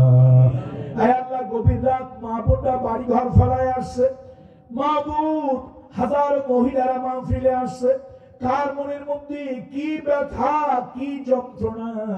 আয় আল্লাহ, আমার মা বোনদের দিলের বাসনা পূর্ণ করে দাও, মনের মধ্যে যত দুঃখ বেদনা যন্ত্রণা আছে দূর করে দাও। আল্লাহ তাআলা আমার মা বোনদেরকেও নামাজি বানিয়ে দাও, আমার মা বোনদেরকে পর্দায় থাকার তৌফিক দাও, আমার মা বোনদেরকে রোজা রাখার তৌফিক দাও, আমার মা বোনদেরকে বিবাহিতা হলে স্বামীর ইতাআত করার তৌফিক দাও, অবিবাহিতা নারী হলে বাবা বড় ভাইয়ের অধীনে থাকার তৌফিক দাও। আল্লাহ, আমার মা বোনদেরকে আবেদা আমেলা সলেহা বানিয়ে দাও, বিবি আসিয়ার মতো বানিয়ে দাও, বিবি রহিমার মতো বানিয়ে দাও, মা খাদিজার মতো বানিয়ে দাও, মা আয়েশা সিদ্দিকার মতো বানিয়ে দাও। আমার মা বোনদেরকে আল্লাহ ভালো নারী হওয়ার তৌফিক তুমি দান করো। আয় আল্লাহ তাআলা, ভালো মায়ের কারণে আব্দুল কাদের জিলানীর পয়দা হয়েছিল, ভালো মায়ের কারণে বাইজিদ বাস্তামীর জন্ম হয়েছিল। রব্বুল আলামিন আমার মা বোনদেরকে ভালো নারী বানিয়ে দাও আল্লাহ, তাদের সন্তানগুলো যেন নেক সন্তান হয়, আয় আল্লাহ ওই তৌফিক তাদেরকে দান করো। আল্লাহ মাহফিলটা কবুল করো। আয় আল্লাহ, যে কলেজ প্রাঙ্গণ সমাজ কল্যাণ পরিষদের জন্য আল্লাহ কলেজ প্রাঙ্গণটাকে ছেড়ে দেওয়া হয়েছে কোরআনের কথা শোনানোর জন্য, আল্লাহ যারা আয়োজন করেছে, যারা মাঠ ছেড়ে দিয়েছে, তাদের উভয় দলের জন্য বেহেশতে একটু জায়গা তুমি করে দিও রব্বুল আলামিন। মানুষেরা অনেক দূর দারাজ থেকে শীতের রাত কষ্ট করে এসেছে, আয় আল্লাহ, আয় আল্লাহ, যারা যত কদম দূরে থেকে এসেছে জাহান্নামকে তাদের থেকে লক্ষ কোটি কদম দূরে নিয়ে যা আল্লাহ। যারা আমরা অসুস্থ শেফায়ে আজেলা দান করো আল্লাহ, আমরা যারা অসুস্থ শেফায়ে আজেলা কামেলা নসিব করো আল্লাহ। আমরা যারা অভাবগ্রস্ত অভাব পূরণ করে দাও আল্লাহ। আমরা যারা ঋণগ্রস্ত ঋণ পরিশোধ করার ব্যবস্থা করে দাও আল্লাহ। আমাদের ফয়সালাগুলো গায়ব থেকে করে দাও আল্লাহ। আমাদের ফয়সালাগুলো গায়ব থেকে করে দাও আল্লাহ। আমাদের ফয়সালাগুলো গায়ব থেকে করে দাও আল্লাহ। আমাদের যার যা লাগবে সকলকে তুমি মালামাল করে দাও মালিক। জীবনের তোর একবার হলেও স্বপ্নে মুহাম্মদ রাসূলুল্লাহ সাল্লাল্লাহু আলাইহি ওয়াসাল্লামকে স্বপ্নে দেখা তৌফিক তুমি দান করো। সুবহান রাব্বিকা রাব্বিল ইজ্জাতি আম্মা ইয়াসিফুন ওয়া সালামুন আলাল মুরসালিন ওয়ালহামদুলিল্লাহি রাব্বিল আলামিন। সবাই আমার জন্য দোয়া করেন, বিশেষ করে শরীরটা